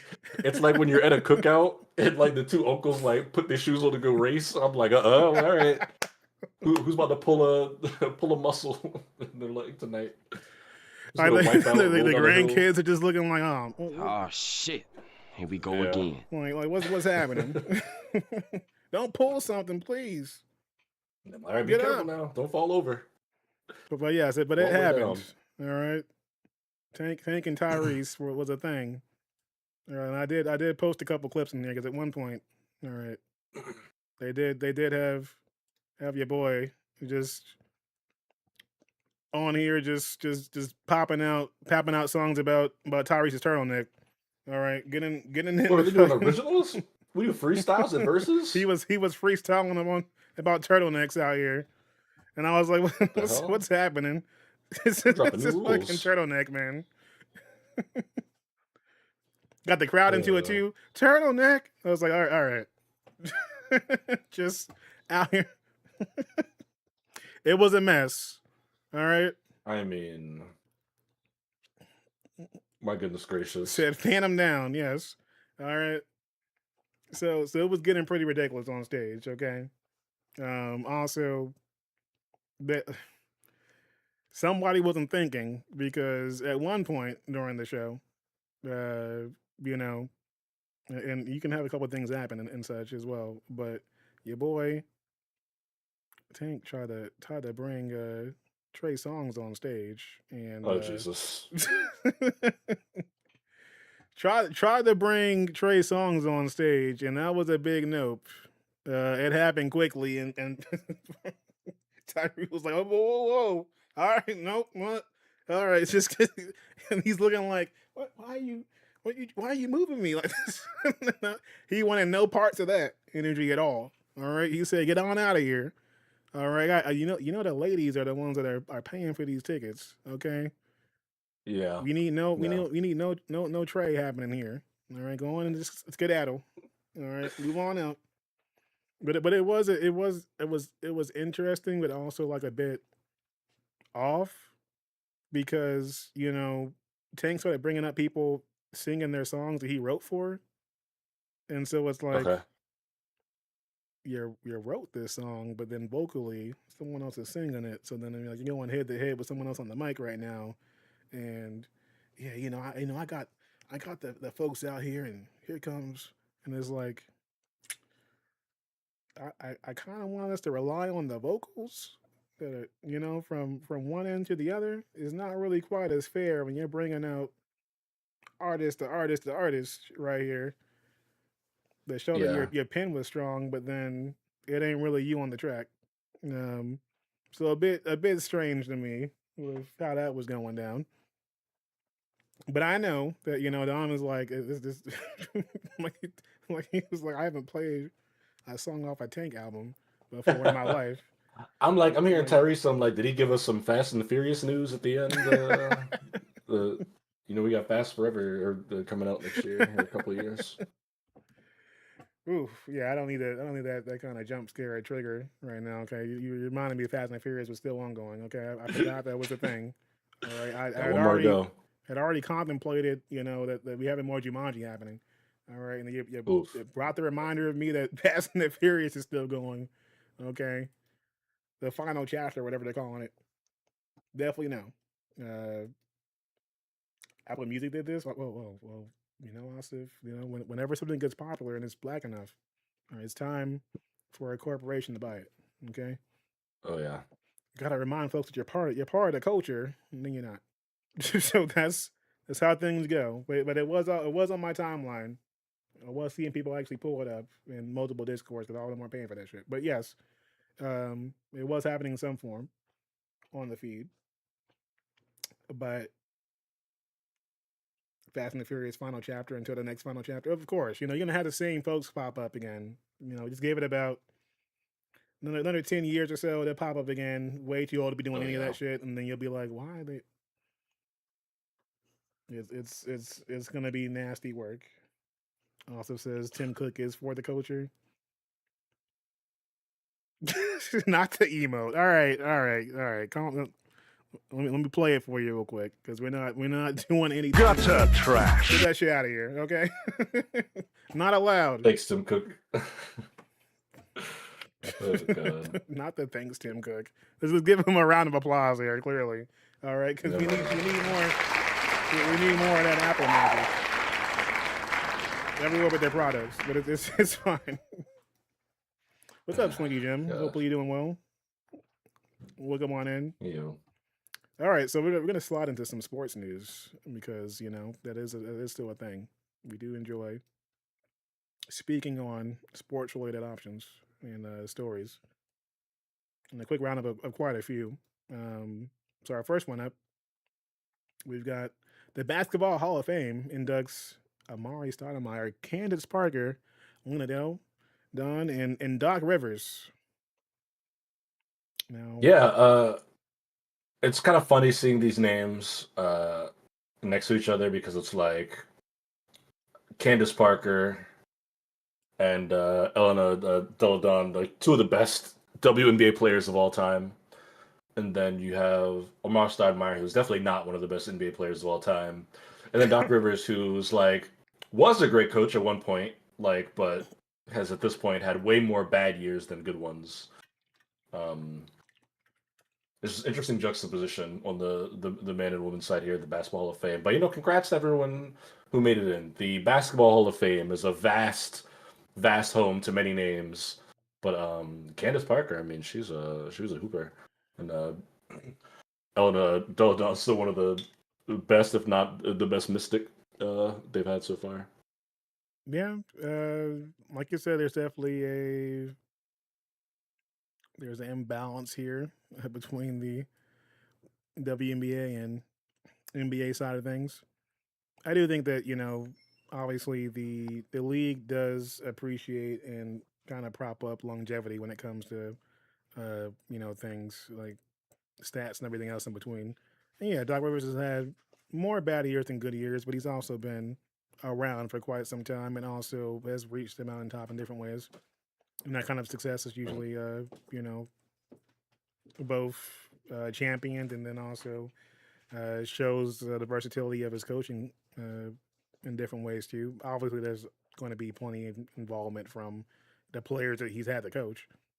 Uh, but one of these names definitely stands out more than the others. Oh yeah. Good Oh old yeah. Amari. Now, if you had to place Amari Stoudemire in a lineup, tier wise, like what between A and F, where would you put Amari Stoudemire? I mean, uh, between A and F, I mean, he's like a C plus sort of guy. I mean, I liked him in some places. He was cool in some 2K teams. I was gonna bring up But 2K because that's what I was thinking of. When you're like, that's what I I need a budget player to make work here. yeah, I mean, when I used to play, because 2K does the thing where you can play as like the old teams, and I like playing as that Suns team with Steve Nash. He's on that team, good rebounder. Um, but yeah, playing with him, uh, who else was on that team? Joe Johnson, Quentin Richardson. It was a good team. He was part of. Um, yeah, I see he had also some it's in here saying he did win a title. Yes, this is true. Doc E, Rivers. come on Yeah. now, Asif. All right.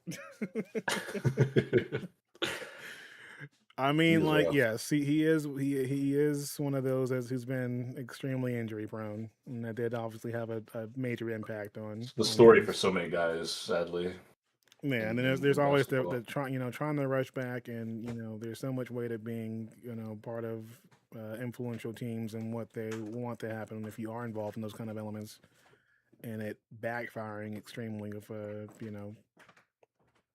knee injuries are always like rough to deal with, and then also like the way that the league plays so many games too.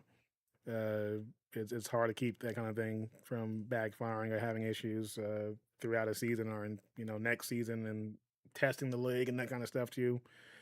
But I just there is a reason why you're seeing him in that picture with the Suns. I feel like that was kind of like the impact there and having elements of that with Nash and stuff, but not the same level. I feel like of anyone else on this picture. No, I would probably put him somewhere in the C range. yeah, yeah, but He was fast and high flying in his early years. Yeah, I mean but that's one of those things where like we get these stars that like they hit that kind of flow of things where it's like they're making highlight reels and stuff like that early on, and then you stop like really questioning like what they're doing in the actual league when it comes to like actual wins and longevity compared to like people that are playing against. And it's a complete opposite for people that you see who reach the mountaintop consistently or even in points where like they were carrying the team. Like you think about a Dirk Nowitzki, for example. Like Dirk was having mm, solid seasons, and then he also was in the he's in the conversation for different things. But then you look back at like who he was playing against at the time, like especially like championship season, where you got Kobe up there. You got like the lineup was crazy like week to week, and then he pulled it off against a team that did like I would say like OKC wasn't quite where they were supposed to be yet, but like it was interesting times. Yeah, you shot the guy in the Yeah, Hall of Fame. Yeah, yeah. But hey, congratulations to all the inductees. You know, I know that Donovan posted this next story in here because good old Raiders. yeah, this was funny to me just because one thing about Kirk Cousins, this guy's always gonna chase a damn bag. Uh, who just got signed by the Las Vegas Raiders. So this is weird because they reported that it was like a 5-year deal, but it's actually only functioning as like a 2-year deal. Um, Essentially, there's like a team option in it, but I get that he gets 10 million for the first season. Essentially, they're bringing him in to be the vet because they're going to draft Mendoza. They want a vet in the room. Um, I don't know. Kirk Cousins just refuses to go away. I feel like this guy's going to be in the NFL for many years to come. Yeah, like I mean, Kirk. Sure, man. Like you're gonna get your bank while you can. I understand, but at the same time, like Kirk makes so much money. Yes, yes, he does. I don't get it either, but it's also the Raiders. So, do we understand anything that's happening over there? Like, legitimately at this point, like it feels like decisions get made because they have to get made, but then you're always like, why? Like, what are we doing here? And then you check the team, and you're like, oh, okay, I remember now why. I remember why this is happening now. It's one of those where I'm like, every time we try and feel like there's a change happening, it's attached to this team, and then you're like, okay, I understand a bit more now about why we're making terrible decisions. But at the same time, sure, veteran leadership. We got some of that here, right? Yeah, Somewhere. yeah, he knows. He knows football. He's played a whole lot of it. He's had moments. He's had flashes of brilliance throughout his career. Yeah, he knows how You to not can't check his deny the blind side. That's longevity. for sure. Yeah, but it feels like a lot for him to be like a designated backup. That's why I just thought it was weird. Because when I saw they signed him, I was like, sure, bring in a vet. You're gonna have a rookie QB. You want insurance in case he gets injured. Good mentor. I was like, 10 million. Ten That's mil, okay. bro. It's a bit much for a guy that's probably not supposed to play this season. That Um, is that is a lot for someone that. Yes, you are correct. um, Oof. yeah, but I thought that was an interesting one. Um, we mentioned J. Cole earlier. He signed to a Chinese basketball team. He's gonna make his third professional league. He's gonna play for the Nanjing Monkey Kings. So good for him. Apparently, he committed to doing this like last year, and now he's signed the contract. So, I mean, I look forward to the Sports Center highlight of him playing, getting put on Twitter. I won't be watching the games, Yeah, but I just like at first I was like, is this April Fools because of that name? But then we remember Black Myth Wukong, and I was like, okay, all right, that makes more sense because I was like, what? He's playing for the Monkey Kings. Hold up, excuse me. Um, but yes, it was reported by Shams, and it was April Fools too as well. So I was like, hold up, okay, yeah, but but it's legit. Um, yeah, and I feel like with after both the ESPN sources and everything else here, I am kind of curious. Like he signed the contract, but they don't say anything about like how much that is or where that lines up, and also the fact that it's a situation that's happening. Uh, how does that work for like a season on tour, or you just dropped an album and yeah. I imagine it's like a part-time thing. Like he just plays some games, the ones he can, and then just doesn't play other ones, which sucks for his teammates. But I bet that's probably how this works out. I doubt he's playing game in, game out a full season. That'd be nuts. yeah, it's also just like I know he's played before. Like they said here, he was involved in the Africa League in 2021, and then Canadian Elite Basketball in 2022. Uh, but I'm curious to kind of see like how that works as far as like even just like I'm assuming there's other American players and such, but like how do you work from a team standpoint with elements of that when it comes to like even translation and stuff like that. Obviously, there's Mhm. there's going to be players from uh, you know other countries and stuff involved too. But I feel like this is the kind of thing that would happen, and then someone would be documenting it at the same time. They'd be putting like cameras around them or something. Yeah, I could see a Netflix doc popping up in a year about this, 100%. Um, yeah, Yes, it'll be Austin. I interesting to was see. saying the same thing. Yes, but the call was on the Monkey Kings, but Yeah, that's a team name. yeah. Random nonsense you do when you're J. Cole. One more basketball related story here in our news wrap up that we have to mention this. It was only a few days ago. Uh, UConn had the craziest March Madness win I've seen in maybe multiple years at this point. They beat Duke, who was the number one seed. UConn themselves were number two. But I sent uh, the clip here. But essentially, Duke or UConn down 2 points with 10 seconds left. Yeah, Haiti jumped in to say freak Duke. Yeah, freak Duke indeed. Duke is up two with 10 seconds left. They inbound the ball. All they have to do is not turn it over and just, I mean, they get fouled and shoot free throws. They go to inbound it. Obviously, UConn's playing crazy full court defense, trying to get the ball back. Caden Boozer tries to pass down court, turns it over. They kick the ball back to Braylon Mullins, who was standing damn near at the logo, or on the logo, and just nails a three to win the game. I mean, the most pure Yes. basketball shot you'll ever see. It doesn't even touch the rim, just goes straight through. 0.4 seconds left. Game is over. Just an absurd, absurd game-winning shot from Braylon Mullins and UConn. I've watched this clip a million times. Also, an all-time Duke choke. Love to see it. Yeah, one of the few sports teams that people truly revel in their downfalls. Duke, and my God, people were all over this one. I mean, I was actually at a bar at the time that Okay. this was happening, and look up, and the entire bar explodes watching this. Mhm. It Yeah. sounded like the end of WrestleMania. Because people were losing their minds. They're like jumping up and down. Yeah. Bottles are I flying. mean, And I not to understand because this mention, was hype, it was hype ending. not to mention, UConn was down by 19 points earlier in this Yes, game. that popped Like, up on I the wasn't screen even after this watching too. live. Yeah, I thought the shit was over, and they just stormed back, and then to win like that, I cannot feel good to be on the other side of that holy hell. Yeah, no, I know folks were crying with that one. Like, You hate with the Boozers. Wait, Carlos Boozer is a Chicago Bulls legend. Let's show some respect to my Beijing spray king.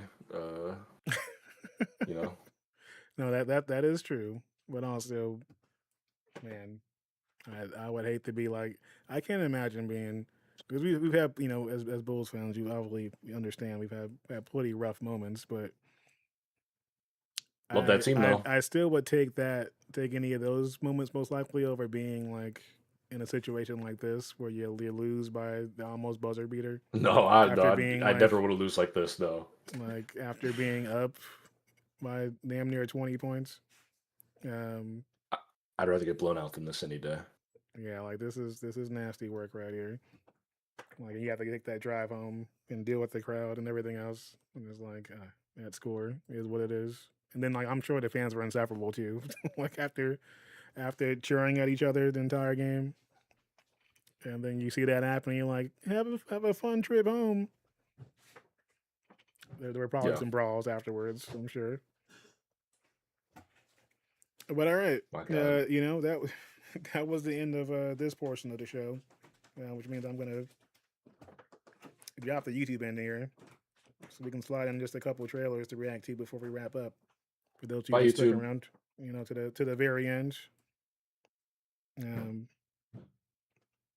kick this off.